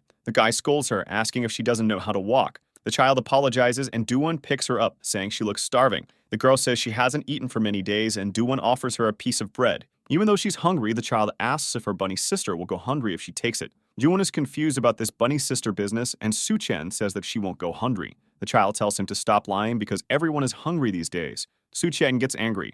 He can accept doubts about his character, but not his strength. Immediately, he pulls out a feast in front of everyone and tells her to eat. The people are confused and Duwon puts the bread in the girl's mouth. But then a group approaches, asking who is cooking there. It's one of the groups that control the place, kicking everyone around and saying that food must be exchanged for contribution points. Seeing the child eating, they say she's breaking the rules. The girl cries to Duwon, who tells her not to worry. She looks at Su-chen, who seems to signal her. Something catches the guy's attention. Duwon extended her arm and produced a lot of food, saying she prepared it for them. Clearly using her power, she told him not to leave a single piece. Seeing all the meat, the guys dive in, saying it smells amazing. They start eating, saying it's so good it makes them want to cry. One of them turns to Duan and says she is kind and won't be punished, but the guy next to her won't escape. Suchen asks how they will punish him. The guy then calls out and two chained zombies appear. He warns that Suchen's punishment will be to fight these monsters. Suchen recognizes these guys as the ones he saved at the post and wonders what's happening. The little girl also seems to recognize them and asks what happened to her brothers.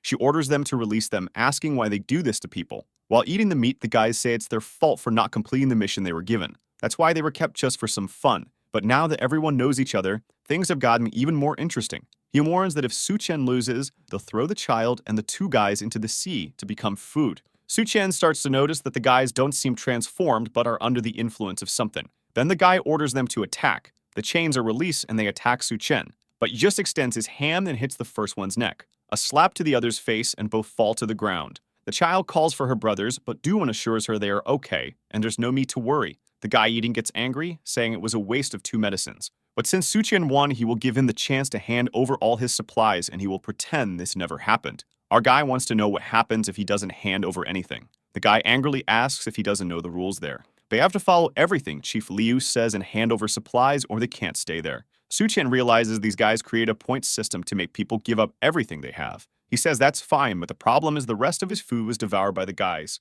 Then a giant fat man appears in the background, saying if Suchen wants points, he just has to work for him. The guys recognize him as Captain Go, and Duan is scared. Some gag slaves are carrying him on a throne with a girl. He says food is free and accommodation and even a salary are possible working for him. But at that moment, one of the slaves trips and falls to the ground. Go notices this, pulls out his spear, and lightly taps the slave's back. This shocks our duo, and the guy says as they can see, vacancies are always opening up. He arrived at the perfect time to replace that guy. Besides, if Suchen hands over the rabbit girl, he'll get noodles until he dies. Warning that it's a huge sacrifice since there is no more production. Not to mention he's already tired of the woman he has. The guys shout, saying that the offer is very generous and he should accept it now. But then the chief smells food and asks if they were consuming anything. His lackeys are startled. They immediately fall to the ground, apologizing, saying they couldn't resist. They were given free food and didn't know what to do.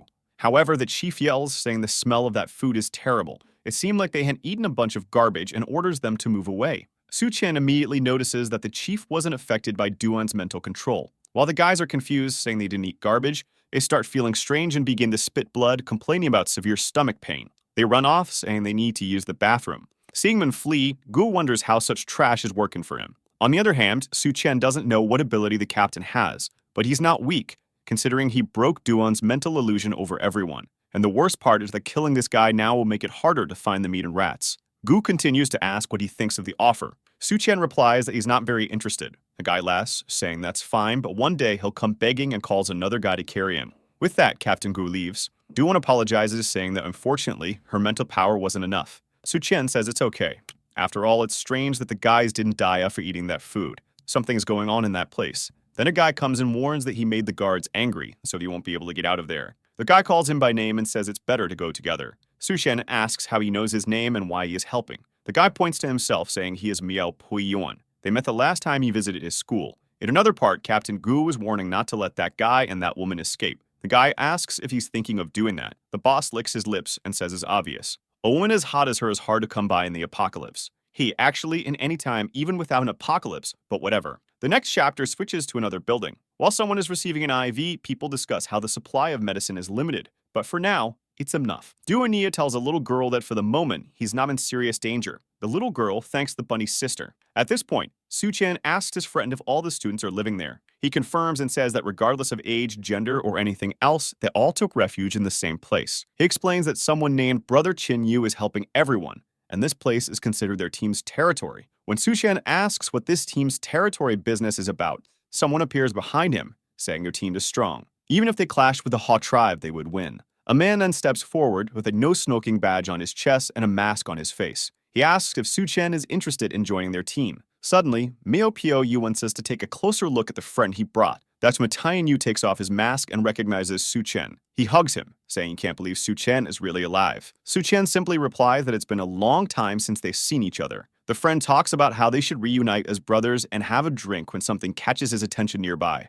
Naturally, he wants to know why Suchen is hanging out with the university goddess Duanya. She simply says those titles she had her in the past and don't matter anymore. However, the guy keeps yelling, wanting to know why the ice goddess is there and why she's dressed as a bunny. Chen Yu had never seen her in person before, but now he believes the rumors that she's the most beautiful woman. Suddenly, she clings to Su Chen and says she needs to change her clothes to avoid this kind of embarrassment in front of the juniors. The two guys are seething with jealousy, wondering why the goddess is clinging to this bastard. Chen Yu then shows her a path and says she can pick any clothes there to change. Su Chen is impressed that they even have private rooms. Mio Pio Yuan explains it's because of contribution points. At this point, Su Chen asks if the missions there are very dangerous. Shen Yu only replies that there's nothing that isn't dangerous these days. He says Su Chen looks so put together that he probably hasn't faced the real apocalypse yet. It would be better to join their group and let him take care of him. He reassures Su Chen that they could have Duanya just help out with food preparation so she wouldn't be at risk. But there's one thing he needs to be warned about. Su Chen asks what it is, and the guy says it's better for him not to be seen around too much,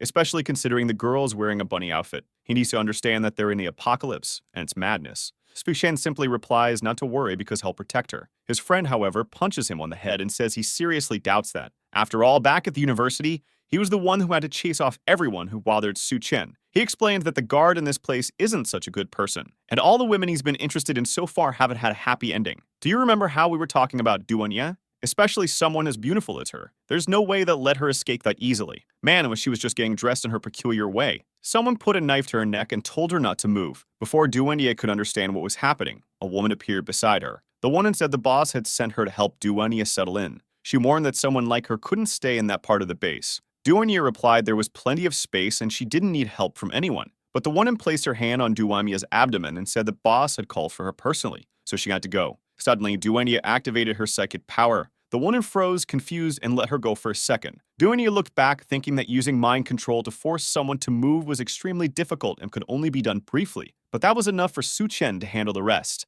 Out of nowhere, the woman cut her own hand to snap herself out of it. Duanya turned back, startled, as the woman lunged and slammed her against the wall. Grabbing her neck, the woman warned her not to try those little tricks again. Suddenly, the door outside started making a lot of noise. People found it strange to hear so much commotion for just a wardrobe change. While the woman covered Duanya's mouth, someone announced they were coming in. The door opened to reveal the king of hands and pockets himself. The Mohawk woman told Su Chen to get lost or he'd be meeting his death. Crazy out of her mind, she rushed towards Su Chen. As she got closer, Tin Yu stepped in front and warned him to be careful. But she suddenly stopped, seeing Su Chen's face up close. It was the same guy from that time at the Science University, the infamous Su Chen who cut down everyone. To her, he was the real demon. Even though she killed countless people in the apocalypse, her instincts warned her that if she moved, she would die. Frozen in place, she desperately thought of a way out. Suddenly, she dove and threw herself at Su Chen's feet. Out of nowhere, she went into seduction mode, calling him master and begging for a suitable punishment. Kim Yu was utterly confused, but Su Chen simply told her to quit the games and reveal who the real boss was in that place. The Mohawk woman asked if she wasn't being sincere enough. She put on an invisibility suit and asked what he thought of that. His friends were alarmed, wondering why she was wearing that skin color outfit. She kept staring at Su Chen. Then, out of nowhere, a smoke bomb went off in the room. Realizing she couldn't trick him, she tried to flee, but a hand grabbed her by the head. Su Chen lifted her up and said it was ridiculous to think she could escape so easily. She told him to wait and claimed she couldn't be killed. She warned him that the girl he saved and her brothers had all been taken to the arena. But Su Chen said he didn't care and threw her into the sea. It's unclear whether he threw her dead or alive. Chen Yu had no idea what she was talking about. Miyokyo Yuan explained that those were people Su Chen had saved when he arrived at the base. Now they had to figure out how to rescue them, so they wouldn't be killed by those rats. Su Chen seemed confused about the rat business. He immediately said he'd handle it, while his friends tried to calm him down. Poor bunny-tailed girl didn't even have time to change clothes. In another part of the base in the middle of an arena, someone announced that the two brothers had failed their mission, and the sentence was death. Captain Gu said that if they entered the arena, he might consider giving them a second chance. The captured brother told Xiaomei not to believe him, but the little girl, holding a branch, said she wouldn't give up. She asked if he would really release her brother. Gu said yes as long as she managed to survive. As the gate rose, a giant rat appeared behind her. The second she turned around, the creature was already lunging for a bite. I thought Su Chen would save her in time, but she was already bitten by the leptospirosis rat on her arm. In the midst of it all, she remembered her brother showing her some mushrooms he found. They both commented on how dangerous it was since they didn't know if they were poisonous. The bearded man ate one, saying if he didn't die, then it was fine. But suddenly, his spirit left his body, and they realized the mushroom was definitely dangerous. The two decided to leave and earn contribution points to get food for her. They told her to stay safe and not get into trouble because they'd be back soon. But at that moment, the two were about to be executed. They told her not to worry about them. Captain Gu simply told them both to shut up. Their supports broke, and they began their journey to the next life. Show my screen for them, but the leptospirosis rat was still on her arm. But she grabbed the branch and jabbed it into the rat's eye. As the creature writhed in pain, she fell to the ground and started running, saying she'd save her brothers. She begged them to hold on a little longer, but the monster was already behind her and swiped at her. Captain Gu laughed, saying it was adorable to see a little girl trying to save her older brothers. He sneered that trash like them didn't deserve to live. Pinned to the ground, she cried out for her brothers, not understanding why they were being killed or why all of this was happening. Xiao Mai was on the verge of giving up, pleading for someone to save them. That's when Su Chen delivered a brutal blow to the rat's head, making it vanish into thin air. She was startled, and Chun Yu already sensed that this would stir up a fight. Captain Gu, on the other hand, couldn't fathom how the young man killed the creature so easily. Su Chen simply asked if this was what everyone was so afraid of. One thing he did notice, however, was that this creature, unlike others, didn't have any crystal. Captain Gu then smirked and said it seemed Su Chen was really looking for death. Behind the gate, there were more creatures waiting. Meanwhile, Su Chen's friends had rescued the little girl's brothers. They thanked her, saying it was her attempts that kept them alive long enough to be saved. A bit embarrassed, she replied that it was Brother Su Chen who saved them. At the same time, it seemed like the Mohawk girl Ji was talking to a scientist. She asked if this was the guy who would solve their problems. The scientist confirmed, saying that using that person's genes that could undoubtedly stabilize the apocalypse genes. He explained that the rats they had created used the most advanced technology they had. They were extremely fierce, and if the boy died there, he wouldn't deserve to be our experimental subject. But in just an instant, Su Chen slashed through each of the creatures.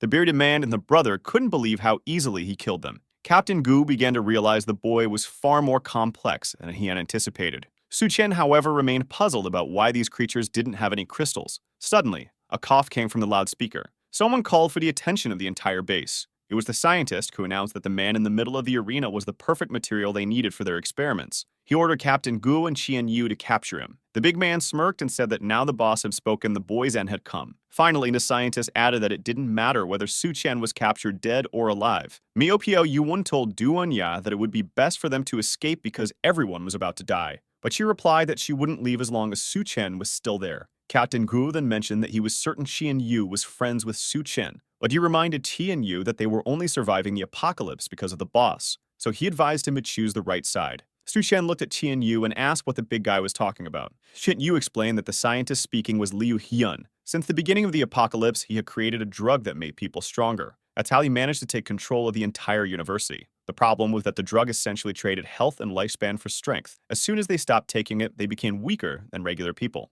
Su Chen asked his friend if he would come with him if he had a solution, but Qian Yu responded regretfully that at the moment, he had no choice. Captain Gu began laughing, saying he never thought you'd see brothers turn on each other. He declared that time was up since the boss was waiting. He lunged at Su Chen, saying it would all end quickly. That's when someone declared that today would be different. It was Tian Yu who kicked the big guy in the face and said he'd make the wrong choice today. The captain fell, his bald head nearly bursting with rage. He screamed, demanding to know how the bastard dared to betray the boss. Tian Yu replied that he didn't care about that damn boss. Since he was only being controlled because of the drug, he had nothing left to lose, and if he died, he died. Betraying his friend would have been far worse. Su Chen was impressed by the camaraderie. Qian Yu declared he would fight them to the death. He then charged at the captain, who said that if Tian Yu wanted to die so badly, he'd help him out. But Qian Yu retorted that he wasn't enough to make that happen. He unleashed a barrage of punches in true JoJo fashion, but the captain didn't seem too shaken. He revealed that the boss had always suspected Qian Yu would betray them. That's why he was given a level 1 drug. This was something Qian Yu had never heard of. The captain explained that his fat cells were actually the strongest level 2 defense.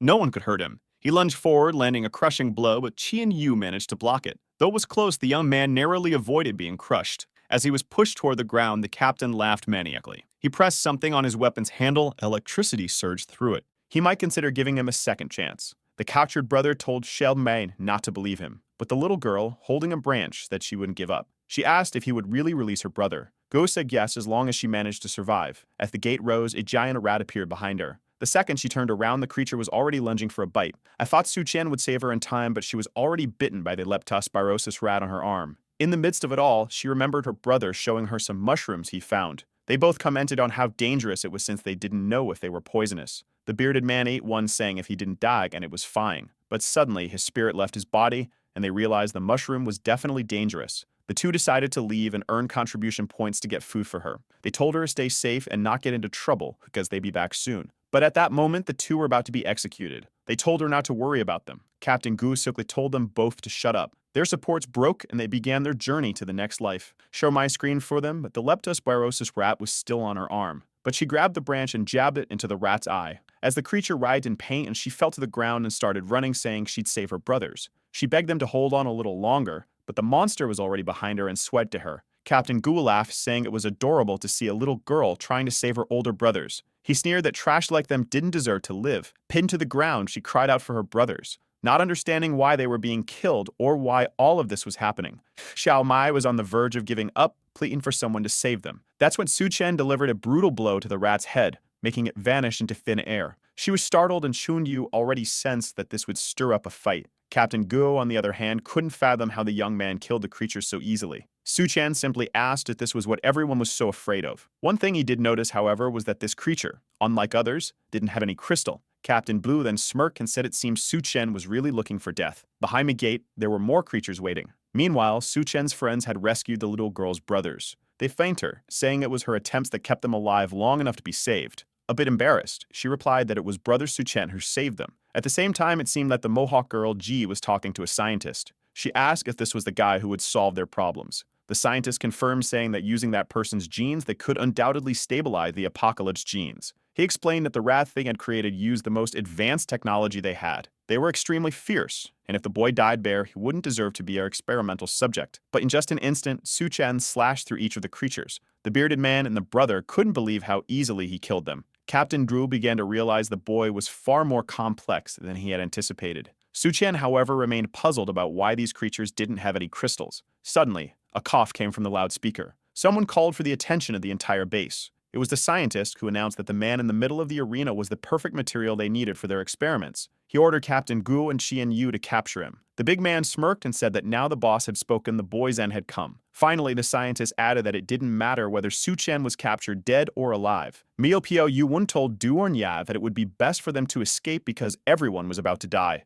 But she replied that she wouldn't leave as long as Su Chen was still there. Captain Hu then mentioned that he was certain Qian Yu was friends with Su Chen, but he reminded Qian Yu that they were only surviving the apocalypse because of the boss, so he advised him to choose the right side. Su Chen looked at Qian Yu and asked what the big guy was talking about. Qian Yu explained that the scientist speaking was Liu Hyun. Since the beginning of the apocalypse, he had created a drug that made people stronger. That's how he managed to take control of the entire university. The problem was that the drug essentially traded health and lifespan for strength. As soon as they stopped taking it, they became weaker than regular people. Su Chen asked his friend if he would come with him if he had a solution, but Qian Yu responded regretfully that at the moment, he had no choice. Captain Ghoul began laughing, saying he never thought he'd see brothers turn on each other. He declared that time was up since the boss was waiting. He lunged at Su Chen, saying it would all end quickly. That's when someone declared that today would be different. It was Tian Yu who kicked the big guy in the face and said he'd make the wrong choice today. The captain fell, his bald head nearly bursting with rage. He screamed, demanding to know how the bastard dared to betray the boss. Xing Yu replied that he didn't care about that damn boss. Since he was only being controlled because of the drug, he had nothing left to lose, and if he died, he died. Betraying his friend would have been far worse. Su Chen was impressed by the camaraderie. Xing Yu declared he would fight them to the death. He then charged the captain, who said that if Tian Yu wanted to die so badly, he'd help him out. But Qian Yu retorted that he wasn't enough to make that happen. He only should barrage of punches in true JoJo fashion. But the captain didn't seem too shaken. He revealed that the boss had always suspected Qian Yu would betray them. That's why he was given a level 1 drug. This was something Tian Yu had never heard of. The captain explained that his fat cells were actually the strongest level through defense. No one could hurt him. He lunged forward, landing a crushing blow, but Qian Yu managed to block it. Though it was close, the young man narrowly avoided being crushed. As he was pushed toward the ground, the captain laughed maniacally. He pressed something on his weapon's handle, electricity surged through it. The girl, wrapped in thick bandages covering most of her body, was called Young Yun. This was the same girl Su Chen had met at the bar, but started everything. He prepared a punch and broke her out of the cylinder. And here comes another very healthy girl. Barely awake, Yun Yun immediately clung to Su Chen, calling him her legendary savior. He confirmed he was indeed Su Chen, and assured her not to worry, he'd get her out of there. But she clutched her stomach and said she was starving. Confused, Su Chen was about to respond when someone shouted from behind the door, telling him to let her go. A few arrows flew toward him, but he caught one midair. It was Liu Hyun, ordering him to release the woman he had chosen. Su Chen immediately recognized that Hyun had ice-based abilities. He questioned the scientist, asking if he thought humans were merchandise, casually saying he chose her. The scientist scoffed, claiming that in the apocalypse, ordinary humans were like ants. As someone wielding the power of evolution, he was destined to rule the world. Having Yun belong to him was, in fact, an honor. Su Chen simply replied that the man was as much of a lunatic as the rumors suggested. Suddenly, Yun grabbed Su Chen, begging him not to leave her behind. She said she was scared, and he reassured her he wasn't going anywhere. The poor scientist was about to need therapy for cuckoldry. He charged at Su Chen, demanding he let go of his woman. But Su Chen casually kicked the cylinder, which Hyun managed to deflect to the side. When he turned back, he was greeted with an unexpected sight. A kiss. Right there, Su Chen and Yun were locking lips. Haeum lost his mind, fuming with rage. Yun clung to Su Chen, telling him not to leave like last time while Hyun screamed, demanded to know why she betrayed him. Frustrated, Hyun declared that if she was going to treat him like this, they could all go to hell together. His clothing exploded, revealing his transformation. A claw emerged in place of his hand as he turned into a jackal-like beast. He declared that Su Chen was about to witness the power of a true god. But Su Chen, still holding Yun, told him to go ahead. He placed Yun on the ground and handed her a chocolate bar. Before Su Chen could say another word, Hyun attacked, thinking he caught him distracted. But Su Chen merely slapped him and Hyun disintegrated into nothingness. Even Su Chen was surprised at how easy that was. Yun then asked if the people below were Su Chen's allies. He confirmed they were. She stood up, bowing to help him since he had saved her. Breaking the window, she announced she'd assist his group but warned him that Hyun wasn't as easy to kill as he seemed. She leaped out of the building, her bandages fluttering dramatically. As she fell, her body began to grow until she landed on the ground as a giant. Duan and the others wondered if they were seeing things. But there she was, a woman the size of a building, right in front of them. She started stomping around, crushing the first rat underfoot. Lifting her foot, she asked if these were the results of Hyun's experiments. More rats swarmed out of the base, biting the group. It became clear that Yun had a deep fear of rats. Tears streaming, she tried to stop them all. From above, Su Chen observed the chaos. As he suspected, Yun's powers were formidable, but the blood on the ground began to transform into new rats. They scurried towards Su Chen, climbing all over him. It was clear that Hyun wasn't as easy to kill as it seemed. The rats completely enveloped him, and then suddenly, a hand emerged from Su Chen's head. It seemed Hyun had taken control of his body. Looking at his own hand, Hyun marveled that he had found an immortal body. Below, the rats all stopped moving at once. They turned to face the building where Hyun now resided. Yu wondered aloud if this was the infamous Rat King he heard about. The entire army turned and knelt before him. Meanwhile, Yun picked up a chair and started smashing everything in sight. She demanded to know where Su Chen was. Hyun coldly replied that Su Chen was already dead. He added that Yun's betrayal meant she would die too. The rats swarmed Yun, biting her arms. Duanya and the others tried to fight back, but the army was too vast. Yun collapsed, being overwhelmed and devoured. Haeun celebrated, claiming his army was perfect. But then Su Chen's hand burst through Hyun's chest. He commented that it had taken some time to find the crystal. Hyun, bewildered, asked how Su Chen was still alive after being completely devoured. Su Chen suddenly tore him in half and stepped out from his remains. As Hyun gasped, saying it was impossible, Su Chen held the crystal in his hand, declaring that the core now belonged to him. But more and more rats emerged from the sewers, swarming and attacking everyone. Yu warned that at this rate, none of them would make it out alive. The bearded man tried to block an entrance, but a rat grabbed his leg. Before he could react, he was slammed to the ground and dragged into the sewer. Yu shouted for his brother that the man told him to forget about him and focus on surviving. He was dragged into the darkness, the rats sealing the entrance behind him. The former ally of Captain Gruel realized it was impossible to save him. Yu noted that there were far too many creatures for them to handle. Mio Yuan's body was also reaching its limit. The effects of the drug he'd taken were wearing off, leaving him too weak to attack. Meanwhile, Yun's stomach was growling. She needed food to maintain her giant form. While Duanya was already exhausted from using her powers repeatedly, seeing the creature above, he realized there was no way they could survive. Then he heard something approaching. It was the figure at the top descending and transforming before them. It was the Rat King fully evolved. Likely it was Su Chen himself. But the group had no idea and was terrified. Slowly, the transformed figure approached them. Even the remaining rats cowered in fear, trembling before him. Duanya, still disoriented, wondered if Su Chen had truly failed. The figure approached her and reassured her not to worry. It was him. She recognized his voice as he glanced at his own hand. The consciousness of the Rat King's crystal was trying to consume his own. But if there was one thing Su Chen trusted, it was his mental strength. He wasn't going to lose to this. As he began reverting to his original form, Team Yu called out to him. Su Chen stepped aside, thanking them all for their hard work. The moment the rats realized he was back to himself, it lunged toward him. Yu yelled for him to be careful. But Su Chen simply turned and commanded them to leave. Using the power of the Rat King, all the creatures obeyed. They scattered, retreating back into the sewers. Mio Yuan, stunned, asked what just happened. The group realized that all Su Chen had done was tell them to leave. Finally, a remaining energy from the Rat King's crystal was enough to control them. But then Yu began growing in pain. Su-Chen rushed to him, asking if he was alright. Yun explained what was happening. The drug the scientists had been giving them was actually a poison. The more power they used, the more it consumed their bodies. Su-Chen asked how they could save him. Yun explained that inside the lab, there was a body whose blood acted as an antidote.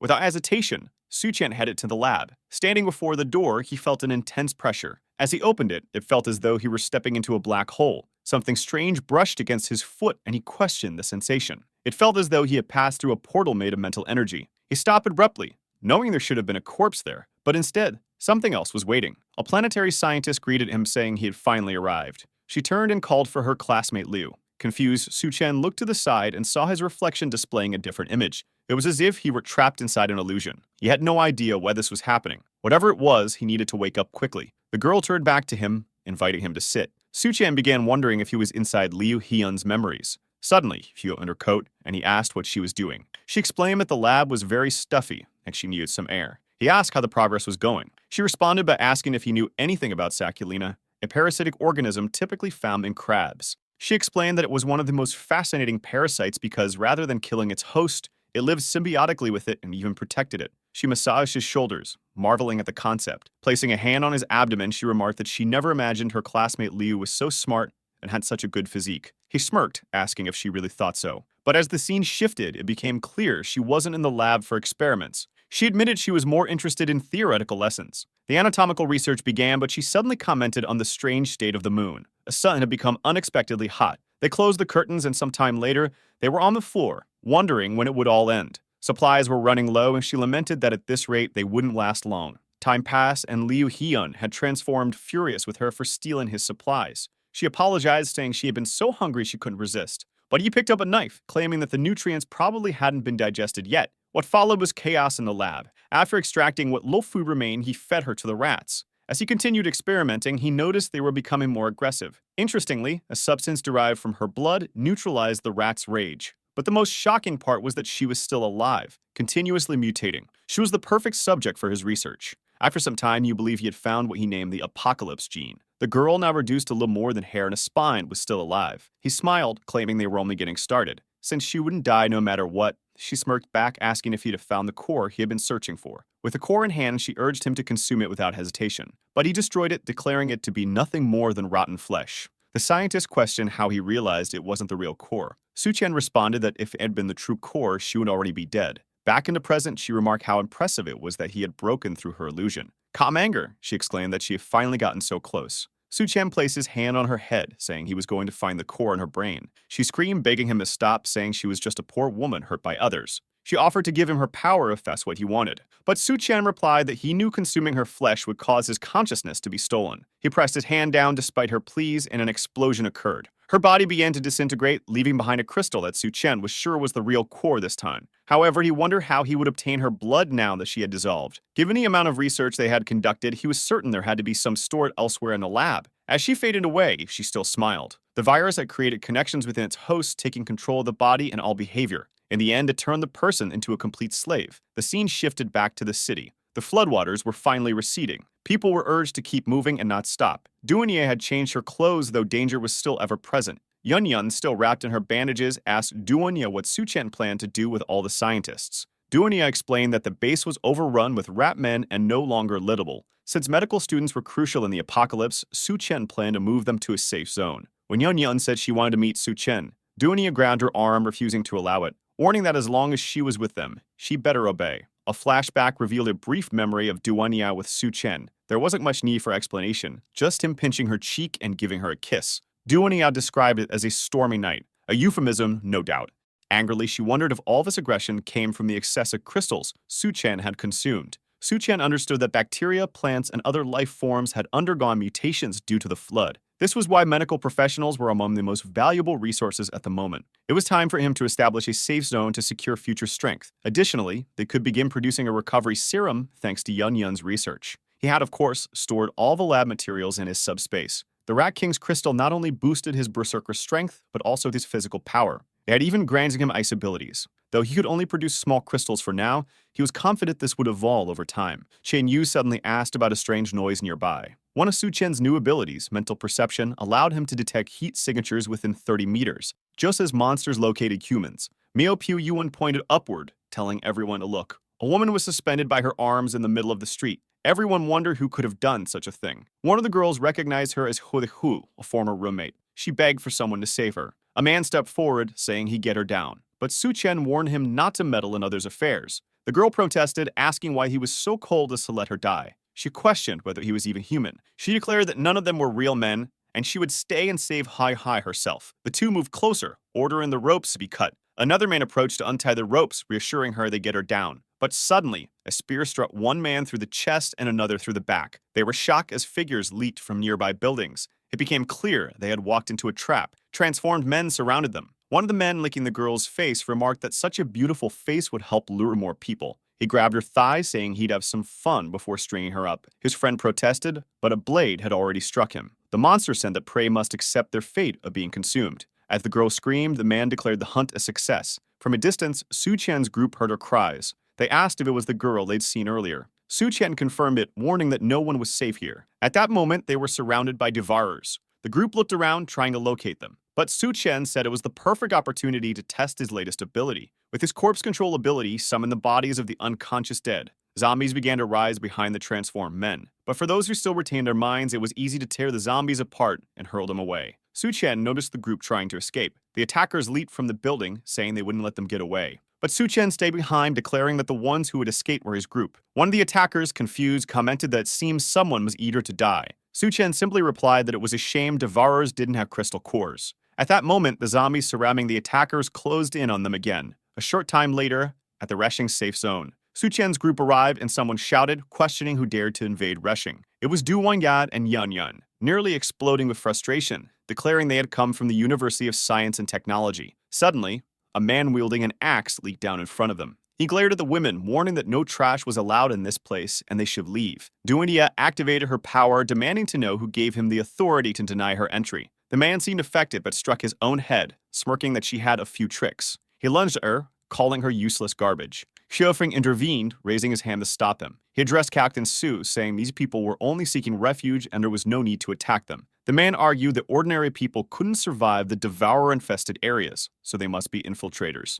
At that moment, Su Chen stepped forward, stating that if that was their attitude, he would have to take these numerous doctors to another safe zone. Hearing about a group of doctors, the axe-wielding man's demeanor shifted to excitement, as doctors were a rare and critical resource for survival. Xiaofeng recognized Su Chen and turned to the captain, assuring him that he knew these people and they were not aligned with the devourers. In the background, others urged the captain to accept the group since they had so many doctors. Reluctantly, the captain agreed, but he warned Xiaofeng that if these doctors failed to help anyone, Xiaofeng would bear the consequences. Inside the base, as they walked through the base, Xiaofeng apologized to Su Chen, explaining that the captain had been irritable lately. He added that the doctors had arrived just in time as they had some strange patients urgently needing treatment. They removed the cloth covering a girl's body, revealing her covered in strange mushrooms. Yun, confused, asked what was happening. Xiaofeng explained that no matter how many times they cut the mushrooms, they grew back, leaving the girl weaker and weaker. Su Chen explained that after the floods, plants had also begun mutating. This was likely a fungal mutation that had adapted to humans.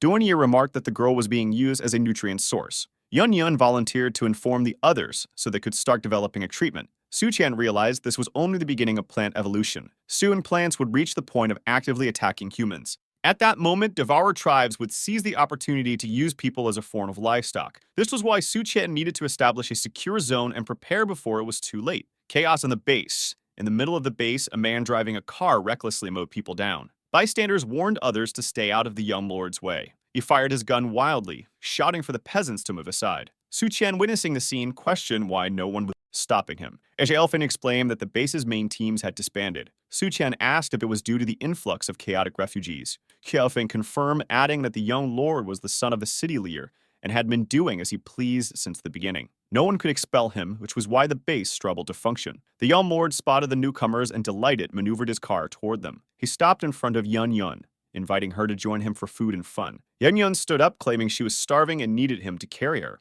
The young lord grinned, thrilled to oblige. Xiaofeng warned Zhang he not to touch her, but the young lord spread his arms, saying he was ready for her. Yun smiled mischievously, telling him to prepare himself. She jumped, stepped on the car's wheel, and launched herself into the air. The young lord, hearts practically popping out of his eyes, eagerly anticipated his fun. But then Yun activated her ability, growing massive in size. He barely managed to dive aside as her enormous form crashed down, completely crushing the car. Yun landed awkwardly, sprawled on the ground, but the car was utterly destroyed. Captain Su looked on, bewildered, as Bai Kang arrived, demanding to know what all the commotion was about. The young lord, though he escaped, had his legs completely crushed. Yun stepped on the remnants of his legs, mockingly saying he had his chance to enjoy himself but couldn't handle her. His friends approached, ordering her to be dealt with for injuring him. Duanya stepped in, asserting they wouldn't succeed. She activated her mental control, and the men muttered that the young lord was delusional. They claimed he had fallen from the car and broken his legs on his own. Zhang He, furious, accused everyone of conspiring against him and called out for his father to handle the situation. Captain Su, amused, remarked that it would be interesting to see how this unfolded. Suddenly, a convoy arrived, surrounding a vehicle. Keofeng seemed nervous, realizing Zhang He had actually summoned the city's lord. A portly man with a mustache stepped out, demanding to know what had happened to his son. Keofeng tried to defend the group, explaining that they had brought a team full of doctors, but the young master was just causing trouble. However, the boy on the ground accused them of breaking his leg. To everyone's surprise, his father slapped him across the face. The lord scolded his son, reminding him that he had ordered everyone entering the base to be treated with respect. He declared that his plan during the apocalypse was to turn this place into a symbol of hope. The crowd seemed moved, realizing the lord didn't appear to be as bad as they had thought. He continued his speech, inviting everyone to help build this dream alongside him. They would provide the best food and the most generous conditions possible. Keofeng called for Su Chen and told the group they were welcome to stay. But when they turned to look for Su Chen, he had already disappeared. Around a campfire in the forest, someone asked why they weren't staying in the city. Du and Ya, skeptical, wondered if the lord wouldn't seek revenge for his son's broken leg. Yun chimed in, suggesting they'd all sleep together in the forest that night. She teasingly told Duanya it was her first time if she need help falling asleep. Duanya simply replied that she might not even be able to sleep tonight. Confused, Yun asked where all this energy was coming from. Su Chen interrupted, telling them to stop imagining things as someone was approaching. A group hidden behind the trees emerged, armed, asking if they really thought they'd get away with breaking the young master's leg. Su Chen explained that he had handled it that way because he didn't want to destroy the entire city. Two men stepped forward, laughing at the absurdity of his claim. One of them stopped laughing when he was instantly vaporized by a single punch. The bald man panicked and ordered his group to open fire. But in the blink of an eye, Su Chen darted through them, leaving cuts across their chests. Pointing his sword at the bald man, Su Chen warned him to speak quickly if he wanted to live. The man revealed his secret. The city lord had a deal with the nearby devourers. He handed over refugees from the base in exchange for food. Yun, enraged, struck the bald man on the head, demanding how he could be complicit in such a thing. He explained it was all part of the lord's plan. At that moment, a devourer appeared, grabbing one of the men by the neck. It declared the next food delivery would be at the gates before dawn. As for now, the man was today's meal. With a horrifying bite, the devourer tore into the man's neck and spine. The bald man added that the city lord assigned people to guard the gates, but only to ensure they were the next to be eaten by the devourers. The guards were merely a facade. Begging for his life, the bald man pleaded with Su Chen to let him go. Su Chen, however, remarked there was still something he needed help with. Bait for the devourers. The scene shifted to the bald man tied to a rope among the devourers, screaming for help. Devourers approached, questioning who had tied him there. One of them dismissed the question and suggested they simply eat him. When the bald man tried to reveal who had set him up, a devourer punched him in the stomach, declaring him the next meal. Suddenly, a giant figure loomed over them, chastising the devourer for breaking her new toy. It was Yun who grabbed one of the devourers, announcing that he would be next. From the top of a nearby building, someone took aim at the devourers. Su Chen warned the group that these creatures had heads so tough even bullets wouldn't penetrate. Someone fired a sniper shot to test this claim. 3 bullets hit a devourer's head in rapid succession, causing it to explode. Another devourer struggled to break free from Yun's grip, but Su Chen dispatched another from behind. As Su Chen turned, he punched yet another devourer, causing it to explode. In an abandoned mansion, after the night's hunt, the group settled in an old mansion. Su Chen prepared a bed, and Duanya questioned why he was so intent on securing that specific base. She suggested they could establish a safe zone elsewhere instead of getting involved in so many conflicts. Su Chen explained he couldn't afford to waste time. He needed someone like Sheng to manage the base for him. Yun appeared, asking why they had started without her. She had changed clothes, though ironically, her new outfit seemed even skimpier than her usual one. It was easy to imagine what would happen next. Meanwhile, back in the city lord Zhang learned that the bald man had been killed, assuming it was the devourer's doing. Meeting with the devourer leader, Zhang was informed that while one of their men had been injured, the devourers have lost 3 warriors. As compensation, the city would need to send twice as many people. If they didn't, the deal would be terminated. The portly lord initially wanted to refuse, but Zhang immediately agreed. At that moment, Su Chen appeared, mocking the lord for selling people's lives without even negotiating. Shocked, the group asked how Su Chen had gotten there. He He replied he had simply followed the trail of the Devourers. The Devourers immediately suspected Su Chen of killing their men. Their leader expressed disbelief that he could have taken down 3 of them. Su Chen had made the mistake of entering the base, giving the city lord Zhang the opportunity to flee, thinking Su Chen would die there anyway. The scene then shifts back to Sheng's base. The leader shouted to everyone that they had a traitor among them. The people asked who it was. He pointed at Su Chen's group, accusing them of being frauds. He claimed there were no real doctors among them and that they were just trying to steal resources from the refugees. But just as the crowd began shouting for the group to be killed, a blond man appeared. He said he knew Su Chen very well and was certain the people he brought were not a problem. Lord Zhang questioned Gao Yue, asking how he could be so sure that they were traitors. At that moment, someone appeared atop a building, saying they could prove it. The Lord looked up, shocked to see who it was, asking how he was still alive. Su Chen stood there, holding the body of one of the Devourers. He demanded the Lord explain himself. The people were terrified, realizing that if the leader was there, it meant the entire Devourer clan had been killed. Su Chen then told the leader that if he didn't reveal the truth to everyone, he would die. The man started shouting to everyone, confessing that Lord Zhang had been making deals with the Devourers. He admitted that people from the city were sold in exchange for the supplies others consumed there. Dotton tried to defend himself, claiming it was all a lie and that Su Chen was the one working with the Devourers. But Gao Yue approached Zhang, punched him in the face, and called him a monster. Suddenly, Zhang's expression changed and he confessed it was true. He explained that in the apocalypse, supplies were already in the Devourers' hands. The remaining humans were merely waiting to fall into their traps. He justified his actions, saying that as long as a few worthless lives were sacrificed, Hood people could continue surviving. Out of nowhere, Su Chen punched Zhang in the face, calling him a coward for thinking that way. He then called out to General Gao, extending his hand, saying that together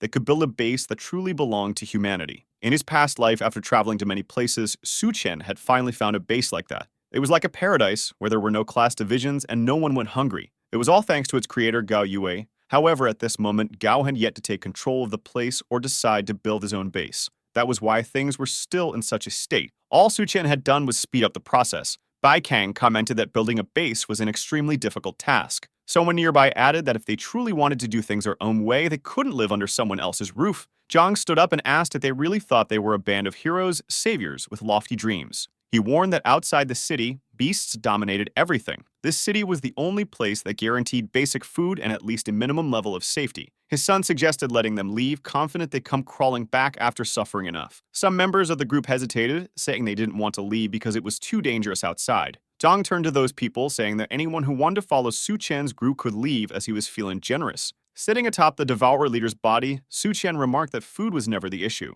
Watching the scene unfold, the others realized that if Su Chen could defeat a Devourer so easily, he was no ordinary man. One of them pointed at Su Chen, accusing him of lying and claiming he had no idea how much food it took to sustain an entire base. Su Chen calmly responded that he had enough supplies to feed 2,000 people for over a month. The leader of the base immediately recognized that this was the exact amount they currently had stored in their warehouse. So where would this boy get all that? In another part of the city, Yun Yun knelt at Su Chen's feet, mockingly asking since when Su Chen had become so generous. The poor guy had been crushed in such a cruel way. Duanyi remarked that Su Chen had actually stolen all the resources. She was aiming a sniper rifle at the people below, while Yun Yun complained that she was starving again. They both informed Su Chen that they were ready. The protagonist turned to General Gao and told him to make his decision. The general declared that this base had neither food nor security, and on top of that, they were being sold to the Devourers. In the end, the humans there were nothing more than livestock. He proclaimed he wouldn't stay there another day and would accept Su Chen's offer. Raising his arms, Gao Yue called on everyone who trusted him to step forward. The soldiers, loyal to General Gao, were the first to move, and soon a large portion of the group followed him. Lord Zhang watched in disbelief, wondering why he was being abandoned. He shouted that he was the lord of the city and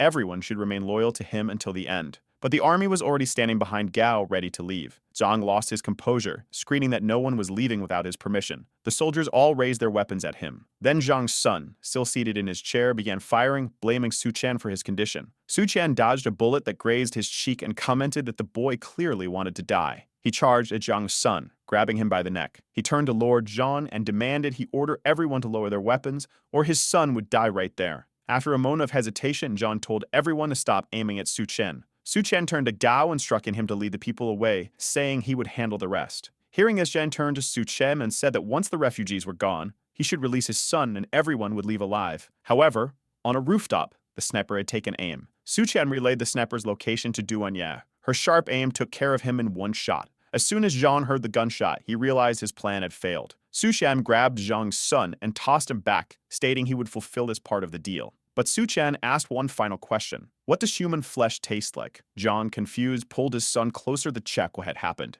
That's when he realized Suchan had placed a grenade in his son's mouth. With an explosion, both were blown apart, leaving only Zhang holding a severed arm. In the end, Zhang was also revealed to be a devourer. He vowed to kill Suchan. The two women approached Suchan, telling him they could leave now. Suchan knew Zhang was a devourer from his previous life, but for now, to avoid harming the other survivors, he warned Zhang that next time he wouldn't be so lucky. In another part of the city, while observing a building, someone mentioned that this was the place Suchan had said held supplies. It was Sun and his army, whose mission was to eliminate the devourers and bring back the resources to their base. But as soon as Sun's troops entered, they were shocked. The devourers in that place were already dead. Shortly after, they unloaded their trucks with the supplies the devourers had been hoarding. Sun celebrated the success but was also confused, wondering why the trip had been such a waste of the entire army's time. Someone mentioned hearing that Suchan had received an important mission. Sun began to wonder about that handsome boy and what he was really up to. Why is he trying to compete with him? At Mantena in another part of the city, Yum Yun asked Duan why that idiot captain hadn't returned yet. Duan told her not to worry, saying that Suchan had already killed the devourers in that area, so the others would survive. Yum Yun replied that they would still need to stay for the soldiers to deliver supplies to the survivors. At that moment, Duan noticed the truck arriving, but she commented that it would be difficult to use mental powers to hide Yun Yun entirely. Sun introduced himself to Gao Yui and informed him that the resources had been collected. A captain asked if it was true about the supplies. Sun confirmed, saying Suchan hadn't deceived them and had gathered enough to save everyone. Go Yui praised Suchan as a savior, but Sun dismissed him, saying he was just a pretty boy tricking people. Suddenly, another man in a gray shirt appeared. Sun informed the general that they had detected another devourer tribe near the Southern Hospital. Captain Sun saw this as the perfect opportunity to show everyone who the real savior was. In another part of the city, someone asked if they were really going to attack the military base. Bai Kang said the base surely had important resources, but so many people had died there, it was likely a trap filled with mutants. Suchan told them not to worry and to just take him there. He'd handle the rest. Bai Kang replied that they'd need a car, and that the place might still be submerged. Suchan said getting a vehicle was easy, and one appeared right in front of them. Before they could process what happened, he got in and told them to move quickly. The car sped through the city. Elsewhere, a group of men was trying to drain water from a location, but no matter how much they pumped, the place wouldn't empty. A transformed man with a bandana ordered them to bring some useless items to use as bait for the creatures. The items turned out to be humans, who were thrown into the river. The man with the bandana said the aquatic ghouls would now be busy, making it the perfect chance for them to be rewarded with one of the Lord's women. One of the men stepped forward, saying he wanted food along with a woman. Priorities right, survival first.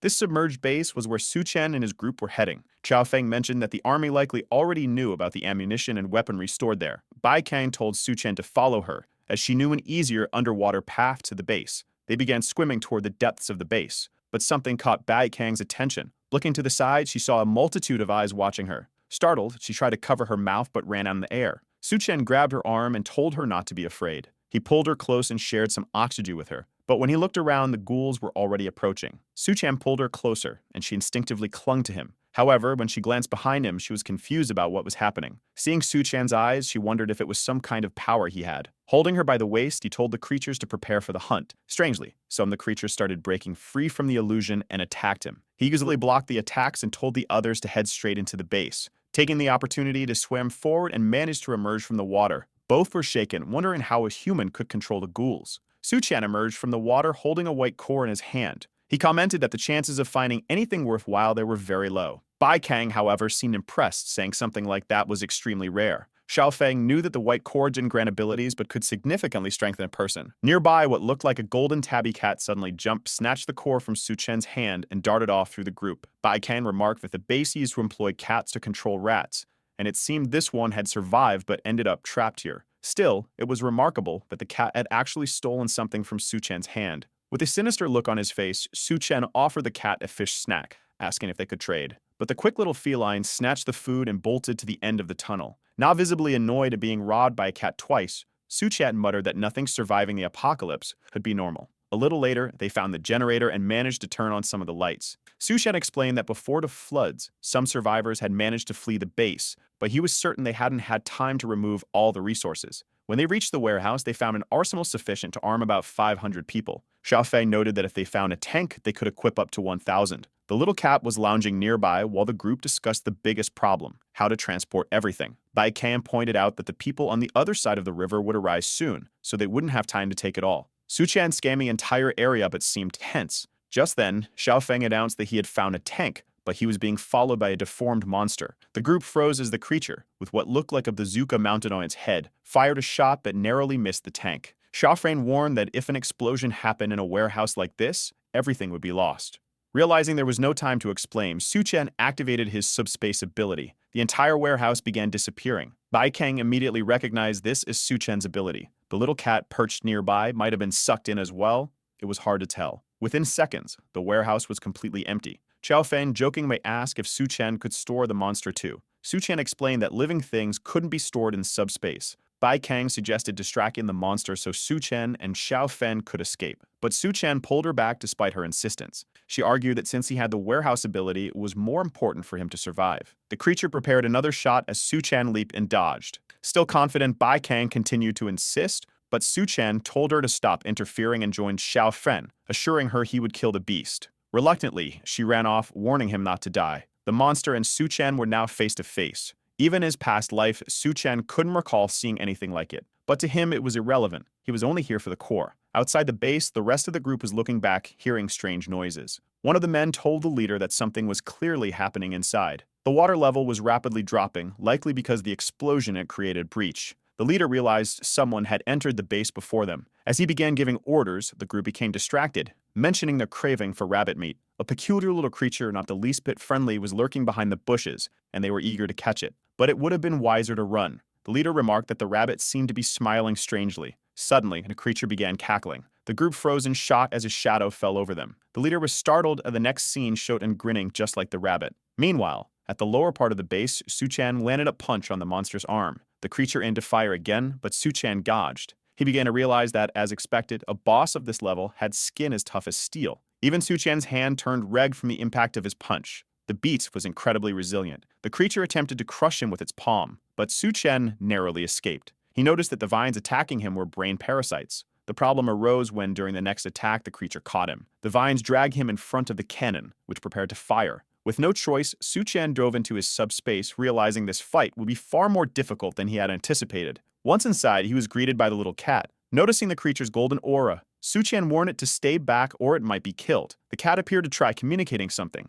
Suqian began to suspect it was a mutant beast much smarter than he had initially thought. Meanwhile, amidst the rubble of the base, Bai Kang was searching for Xiaofeng. When Xiaofeng shouted that he was fine, the camera instead focused on a shot of Bai Kang from behind. This was because Xiaofeng was still buried beneath the rubble, and it was unclear where he actually was. "I forgive you, artist," Bai Kang muttered. But then she turned a laugh and turned to see who it was. It was the big man from earlier, asking how they had managed to open the door. Bai Kang noticed something was wrong. Everyone was smiling in a strange, eerie way. Suddenly, the leader lunged at her. Back into subspace, the cat began transforming, growing gigantic in front of Suqian. Suqian was baffled at how the creature was growing so rapidly. With no choice, he removed the monster from the subspace, placing it face to face with the vine-covered beast. Suqian quipped about the old saying, "Two tigers cannot share the same mountain." Standing next to the cat, he realized it had likely stolen the crystal to lure him there. He stared at the feline, surmising it had wanted his help against this monster. Before he could respond, the cat grabbed his back, clearly preparing for something. Suqian climbed onto its back, declaring that now they would fight together. The cat, judging by its expression, wasn't thrilled with the idea, but there was no time to hesitate as the other creature lunged for a bite. The cat's expression shifted and it lashed out with a swipe, leaving a cut on the monster. However, in the cat's claws didn't seem to cause much damage. Suqian instructed the cat to maintain its distance while he approached the vines, leaving the rest to him. The cat dodged several attacks, one of which struck the ground and caused water to start leaking in. It continued evading despite the vines relentlessly closing in. Finally, Suqian found an opening and launched himself a monster. He landed a powerful punch directly on its head, sending it crashing to the ground. The cat was visibly impressed by Suqian's strength. The monster began to rise but was trembling all over. Together, they kept up the pressure, attacking it from all sides. After a series of blows, the creature's head finally cracked and the crystal fell to the ground. The cat was already grinning, ready to snatch the prize. But Suqian, anticipating this, grabbed the crystal mid-air, declaring it his. The cat seemed ready to complain, but Suqian was already preparing to consume it. Meanwhile, the walls around them started collapsing and water began flooding in. Seeing this, Suqian realized the entire area would soon be submerged. But then he noticed something amusing. The so-called legendary cat seemed to have a fear of water. Su-chen grabbed the little cat by the head and said that if it was afraid, it could leave with him and escape this place. The creature responded with a resolute no, so Su-chen tossed it back into the water. The cat quickly scrambled back and clung to Su-chen's arm. Su-chen picked it up again and asked if it changed its mind. The poor thing seemed to realize it didn't have much of a choice. Meanwhile, Bai Kang, or at least a good portion of her, was fighting off the strange group of men. Despite her efforts, it seemed none of them were dying. Trapped beneath rubble and inside the tank, she realized escaping might be her only option. But she noted it was impossible as there was nowhere to go. That's when she spotted the strange rabbit-like creature. Vines were sprouting from it, controlling everyone around and draining their energy. The rabbit approached her from the front while vines crept up behind her. Kaelfing yelled at her to get out of there, but it was too late. She was captured. The poor woman was being dragged toward the rabbit's gaping maw. She realized she had let her guard down and now couldn't be saved. Kaelfing powered up the tank, breaking free from the rubble. He smashed the rabbit and fired directly into its mouth as it tried to bite the tank. The shot obliterated the creature's head. Bai Kang was astonished, while Xiaofeng, exhausted, leaned back in his chair to relax. But the crystal fell directly onto him, landing squarely in his mouth. Before he understood what was happening, his eyes glowed green. Bai Kang asked what was going on, and Xiaofeng explained that he had accidentally swallowed the creature's core. Nearby, the little cat perched on Su-chen's shirt as he approached. Su-chen asked what was going on with Xiaofeng eating a crystal. Kaelfeng explained the situation and added that he couldn't feel anything different. Su-chen simply replied that the power would probably awaken during a fight, but for now, they needed to leave. Ever the cautious one, Bai Kang noticed the little cat and questioned Su-chen if he really intended to keep such a thing in the apocalypse. Outside, women were still being tied to poles. The monsters had obviously captured them for unspeakable purposes. Suddenly, they heard the sound of a car approaching from behind. Someone stepped out, and the monsters, annoyed, demanded to know who dared interrupt their fun. While Su-chen played with the little cat, Bai Kang asked if it was really safe to let Xiaofeng handle this situation so soon after their last fight. Su-chen assured her not to worry, saying he'd keep an eye on him. If this was the same person from his past life, he'd manage just fine. For Xiaofeng, the best way to awaken his powers now was to put himself in danger. Suddenly, 3 devourers leaped toward him. They unleashed a flurry of attacks, but nothing happened. Bai Kang, however, looked worried, commenting that at this rate, he might actually die. One of the devourers, puzzled, noticed his attacks weren't having any effect. Xiaofeng revealed it was because he was absorbing the energy from their punches. The monsters lunged at him again, attempting to strike. But Xiaofeng, unfazed, called it persistence and activated his energy-draining ability. He began absorbing their strength, leaving the monsters confused as to why their powers seemed to be dwindling. Su-chen observed, noting how fitting this ability was for Xiaofeng. Suddenly, he sensed something approaching. A hammer king spinning through the air, slicing through the necks of all 3 monsters. Xiaofeng was startled as the weapon landed in someone's hand. It was Captain Sun. Some remarked that he had barely managed to save Xiaofeng in time. Had he arrived a moment later, everyone would have been dead. As payment for his help, some demanded they hand over some food. Xiaofeng immediately started to protest. However, Su-chen told Xiaofeng not to do anything rash. He suggested they just take some food from the car and hand it over to Captain Sun. He pulled out a box from the car and said that in the apocalypse, options were limited. He handed over several boxes of food, jokingly telling Sun that this was truly delicious. Before Sun could complain, Su-chen sped off in the car. One of Sun's men asked why he didn't take the opportunity to kill Xiaofeng. Sun explained that he had tried but missed the attack. The man kept provoking Sun, accusing him of trusting these newcomers more than those who had been with the group for a long time. In the car, Su-chen asked Xiaofeng if Sun had something personal against him. Xiaofeng replied that Sun had always been like that and told Su-chen not to stress about it. But the truth was, when the axe had flown, Su-chen had thrown a rock to change its trajectory. If it was a personal, it showed that Sun had some kind of ulterior motive. Su-chen suspected that Sun was likely trying to form a separate faction within the base,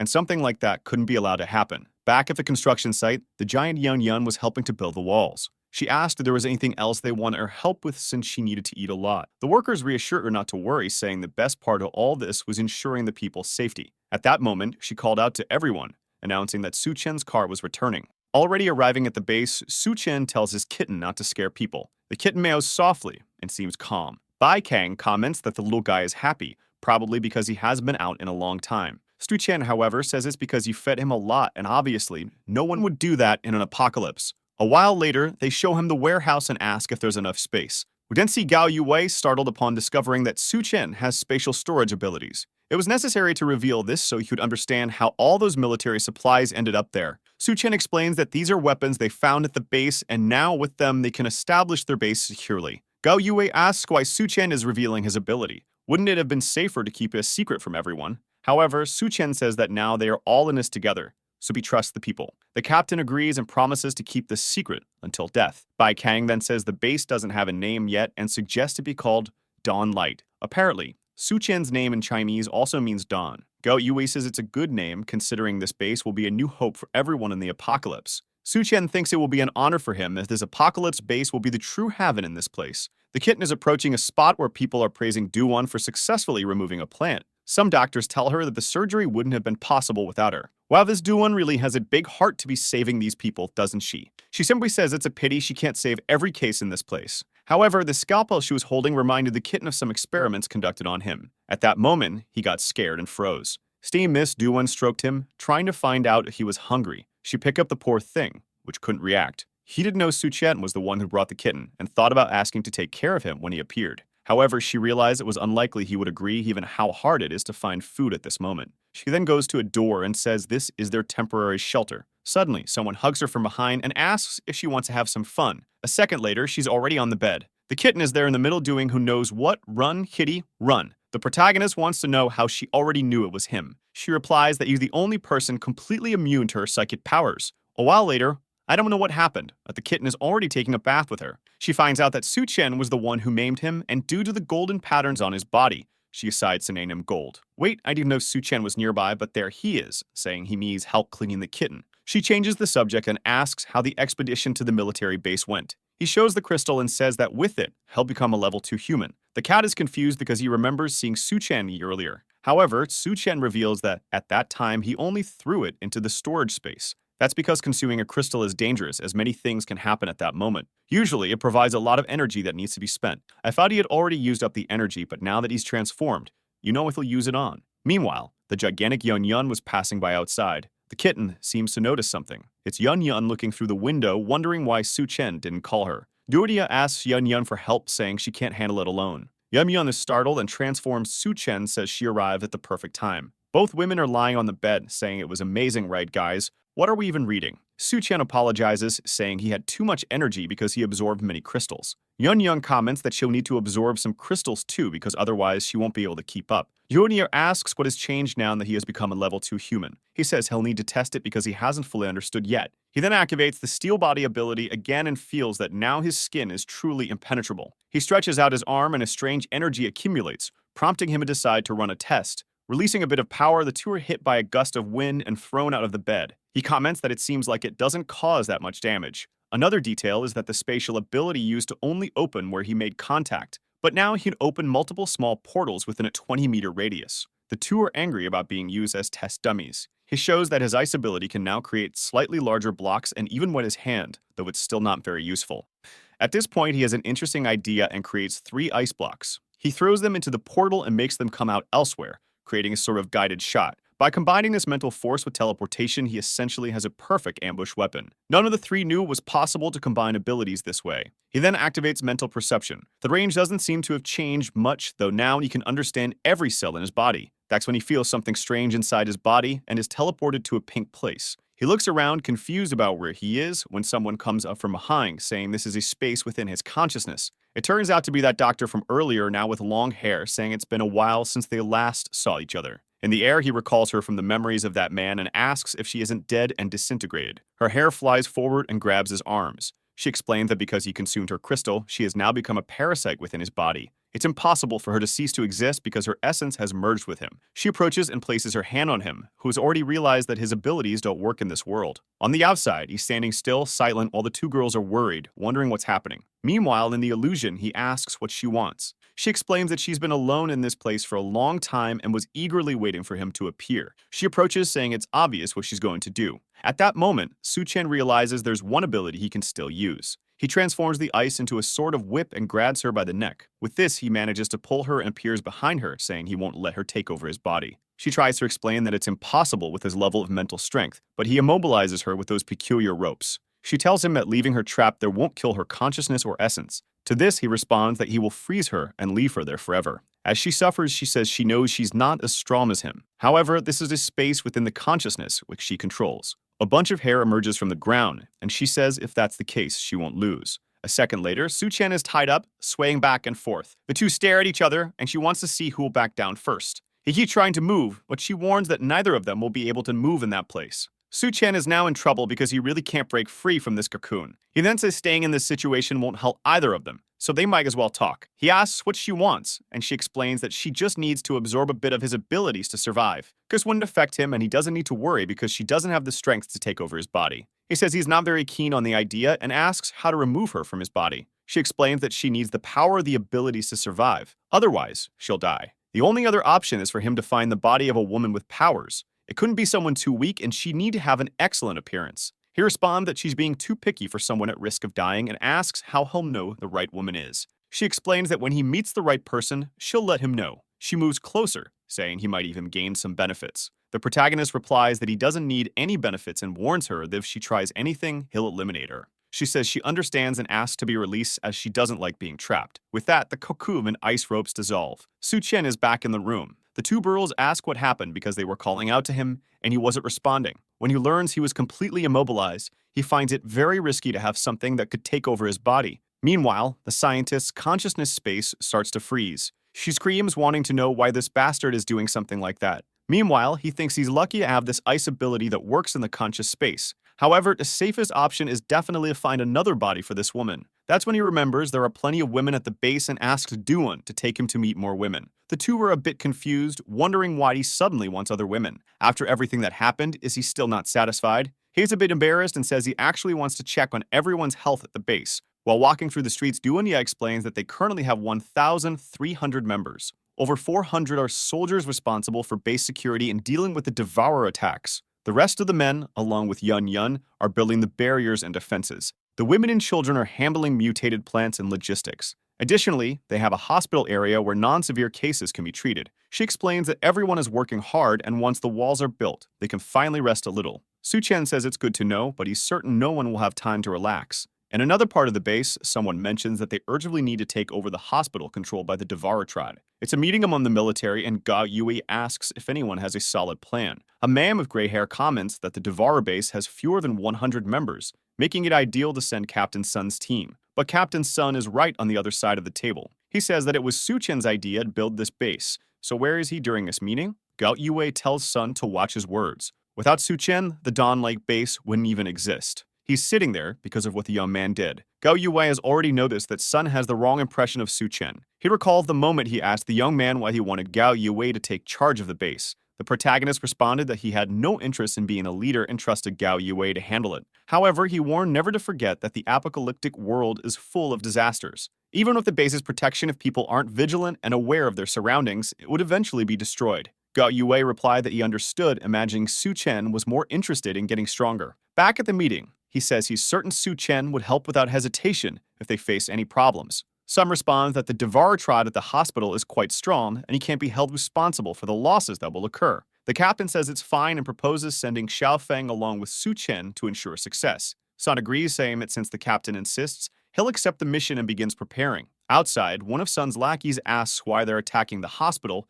when they were planning to steal a base. Sun says he's very concerned about Xiaofeng and Su-Chen's abilities, which are hard to deal with. However, if they go on this mission and he can quietly get rid of the two, taking over the base will be much easier. Back at the meeting, someone tells the captain that Sun accepted the mission, as Su-Chen predicted. The captain acknowledges this but hopes Sun won't follow the path Su-Chen warned about. He then asks if a team was sent to explore that part of the city. The man confirms and mentions that if Su-Chen's information is correct, something big is happening. The scene shifts to the city of He in the refugee zone. Sitting in a tree, Miao Piu Yuan says Su-Chen is very strong and could help them get some crystals. However, Chen Wai responds that getting stronger depends on oneself, and besides, Su-Chen has already helped them enough. The boy says he understands but complains that they've been fighting many mutated beasts and haven't gained anything, which is frustrating. He then tells his friend to stay quiet. He hides behind a tree and warns that people are approaching, bringing women with them. In front of the base, some men ask who's arriving. A mustached man informs the boss they're delivering the goods. Among them is Ji, whom Su-Chen has encountered 3 times before. The man says they're all high quality. The boss instructs them to proceed as he'll take them to the Lord. He pats his friend's belly, saying they'll make a fortune once again. In another room, someone expresses dissatisfaction with the current batch of goods. The Devourer chief of the location declares that the woman who can give him a child will be spared. One of them tries to say something but is grabbed by the neck, and he tells her she's just a tool. While the girl cries, another man approaches and reports that Su-Chen's group is coming to attack the hospital. The chief orders his entire group sent out because he wants this Su-Chen dead. One of them explains that the people are starving and too weak to fight. The only way to win would be to turn everyone into devourers, but the process takes time. At this, G, sitting in the back, offers to help. The chief turns and asks what her plan is. In the next scene, two of his men are buried up to their necks. They ask the chief what's happening and why he's doing this when they've always been loyal. He approaches with a hammer and explains that G said she could help him build an army of devourers. The problem is she needs their heads as ingredients for a potion. They call it a lie, clearly a revenge act for capturing her. The chief says he doesn't care, he's more curious to see what she'll do. He strikes their heads, sending them flying. We then see a red pool where devourers are throwing all the survivors. Someone pours a green liquid, claiming that this second-generation serum accelerates the devourer process. It's G, now fully adapted to her new surroundings, even wearing a robe and wielding a staff. One of the humans is grabbed by the mech, begging to be released, while another is thrown into the cauldron. G tells them to feel honored. Only a few are selected and qualified to enter the blood pool. Only the strongest heroes can serve the city's lord. As she watches the man drown, she thinks everything terrible that happened to her is Su-chan's fault. Because he destroyed the evolution base, she was captured, enslaved, and suffered immensely. And that's why she'll do everything to make him pay the price. One of the men climbs out of the pool, now fully transformed and looking strange. From behind the wall, Chen-wei observes and realizes they are trying to turn everyone in the city into devourers. Mio-Pyu Yuan comments that at this rate, over 2,000 people will be used. They climb down knowing they need to pass this information on before their base is annihilated. However, someone appears and remarks that it's a shame. Several devourers are already behind them, announcing that neither of them will make it out alive. Mio-Pyu Yuan is startled, but Chen-wei steps forward, saying he'll create an opportunity for Mio to escape. The devourers, however, laugh and declare that neither will have a chance. They'll become Fu here and now. The scene shifts back to the Dawnlight base. Xiaomai is walking when Su-chan approaches her, asking how life is at the base. She says everything is peaceful, and no one is causing her any trouble. At that moment, Gao Yue calls for Su-chen. He approaches and says he has spoken with Captain Sun, but they'll need Su-chen's help to kill numerous devourers. Su-chen simply responds that it's not a problem. However, the captain adds that he has one more request. The hospital is very close to their base and will eventually become a problem. Furthermore, the medicine there is an extremely important resource, so he asks Su-chen to retrieve some for them. The protagonist assures him not to worry, he'll only take what's necessary. Gao Yue then wishes him good luck, mentioning that all the powered individuals at the base will join the mission this time. The military group arrives, stating that they're under Su-chen's command. The protagonist gathers everyone's attention and tells them to listen up. He wants them to remain at the base to defend it, especially keeping an eye on the movements in Iga City. The group looks surprised, perhaps too much so, that he doesn't want their help. But Su-chen knows something very dangerous is about to happen. Back with Chen-wei, the two are surrounded by several devourers. Mio-Pyu Yuan says they won't make it out alive at this rate. Chen-wei reminds him of all the missions they've been through. Mio-Pyu Yuan recalls many, considering he's one of the people who has done the most missions. But the devourers taunt them, telling them to stop scheming because both will die here today. Chen-wei charges forward to punch one, yelling for them to disappear. But he's holding something in his hand and throws it into the devourer's eyes. While two of them cover their faces, they try to escape to the side. However, as the boy turns to say something, a spear pierces through his ribs. Chen-wei screams his name, but the leader lifts him up by the spear. He remarks that it's great his meal has arrived at his doorstep, but since he's too scrawny, he'll leave him for his friends. With that, the poor boy is thrown to the devourers, an entire army. The poor kid definitely won't make out alive. Chen-wei runs to help but is also struck in the back. It seems Mio-Pyu Yuan has already been torn in half. Fallen to the ground, Chen-wei can only watch as his friend is devoured. He gathers his strength and runs to the riverbank, trying to throw himself into the water. The devourers notice and throw some spears, but he narrowly manages to hit the edge and falls into the water. The monsters, frustrated, curse the boy for escaping when they're starving. The leader smirks and says he knows a place full of food. He orders all of them to attack the Dong-like base and seize the opportunity. With their overwhelming numbers, the devourers are thrilled. They don't care about the risk, they just want to eat wherever they can. The leader then calls for Shen by name and tells him to wait, as he's coming with a visit.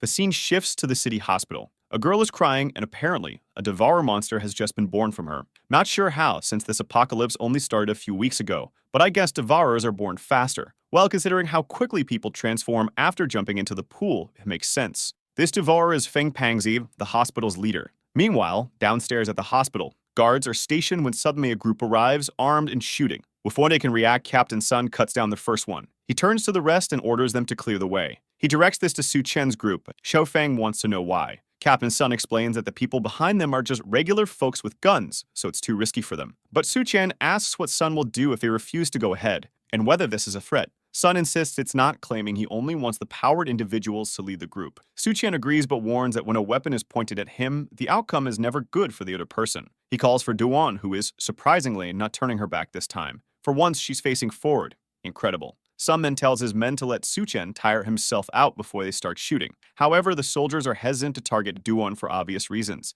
They'd rather risk Suchen's wrath. As soon as the military group steps into the hospital, they seem confused. No one from Suchen's group is there. Where could they have gone? Hidden nearby, Xiaofeng asks what's happening. Duwon explains it's easy to control the vision of ordinary people. The only problem is Captain Sun, who might notice something is off. Suchen activates the portal and reassures her not to worry. Sun won't notice a thing. Suchen starts teleporting behind the soldiers, striking the back of their necks one by one. Sun orders his men to take cover while Suchen pushes them toward the monsters. Using his mental perception, Suchen senses where the Devourers are and directs the group accordingly. Meanwhile, Sun leads his troops trying to locate the enemy. In one of the rooms, Feng Pangzi encounters his group along with 2 women. The Devourers express their desire to become like their leader, but Pangzi gets furious at them for stealing his women. He punches, destroying the entire wall. The blow tears through the Devourers and narrowly misses Sun's back. As Pangzi exits the room, he comes face to face with Sun, demanding to know how they got there. One of Sun's men warns him to look up, pointing out that something is wrong. The hospital has far more Devourers than they expected. Before they can react, Sun orders his troops to start shooting immediately. The soldiers open fire, but their weapons have no effect. Pangzi laughs, announcing to his brothers that their feast has arrived.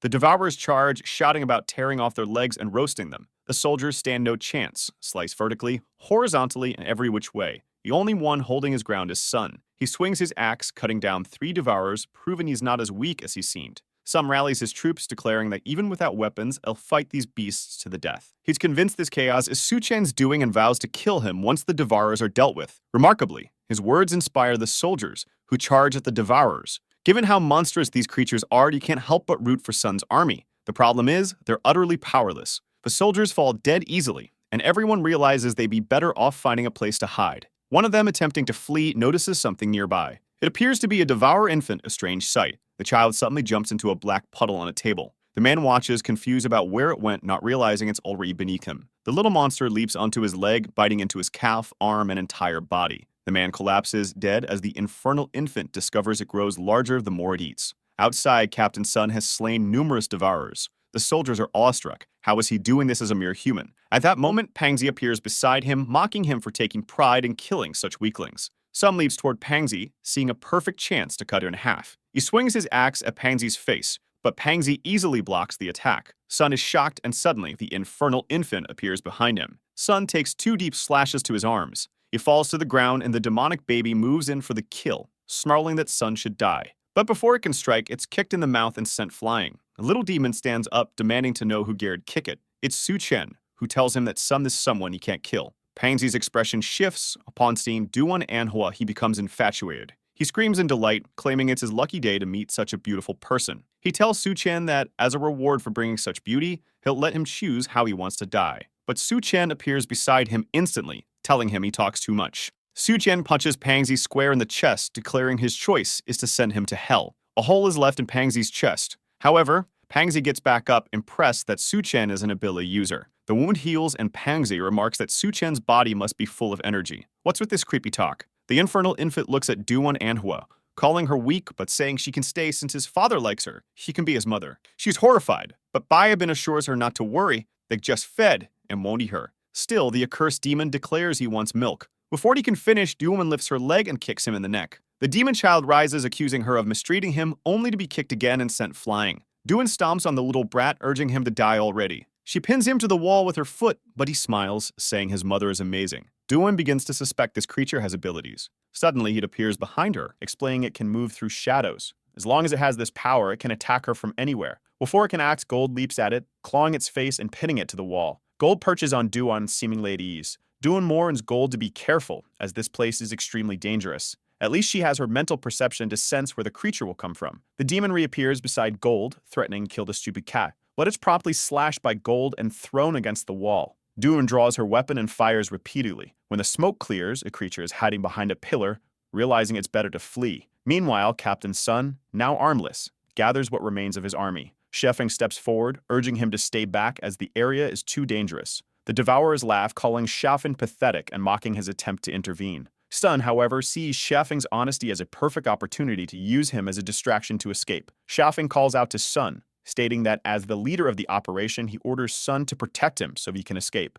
Sun agrees but insists Xiaofeng must do him a favor first. When Sun asks why, Xiaofeng grabs him by the neck. Xiaofeng explains that now that Sun has lost his arms, his energy is useless, so Xiaofeng will put it to good use. Completely drained, Sun demands to know why a teammate would betray him. Xiaofeng simply replies that they were warned. Anyone points a weapon at them as an enemy. Since Sun is an enemy, everyone here will die. Without hesitation, Xiaofeng starts absorbing the energy of the entire army, showing no mercy. Meanwhile, back at Dawn-like base, thanks to Su Chen's warning, they were prepared for the Devourer's attack. Yun Yun stands atop the wall and Bai Kang approaches, asking why she's still there. Yun Yun replies that building the defenses Su Chen requested took a lot of effort, and she won't let the Devourers destroy it. Out of nowhere, Bai Kang asks Young Young something specific. She mentions knowing that Young Yun and Duan Ya are close to Su Chen and asks if Young Yun doesn't find that strange. Young Yun admits it's odd, but since it's the apocalypse, she doesn't care about old world rules. She shyly acknowledges that she's glad for Duan Ya's help because she couldn't manage alone. Young Yun teases Bai Kang, knowing how shy she seems at asking if she feels something for Su Chen. Bai Kang denies it, calling the idea ridiculous.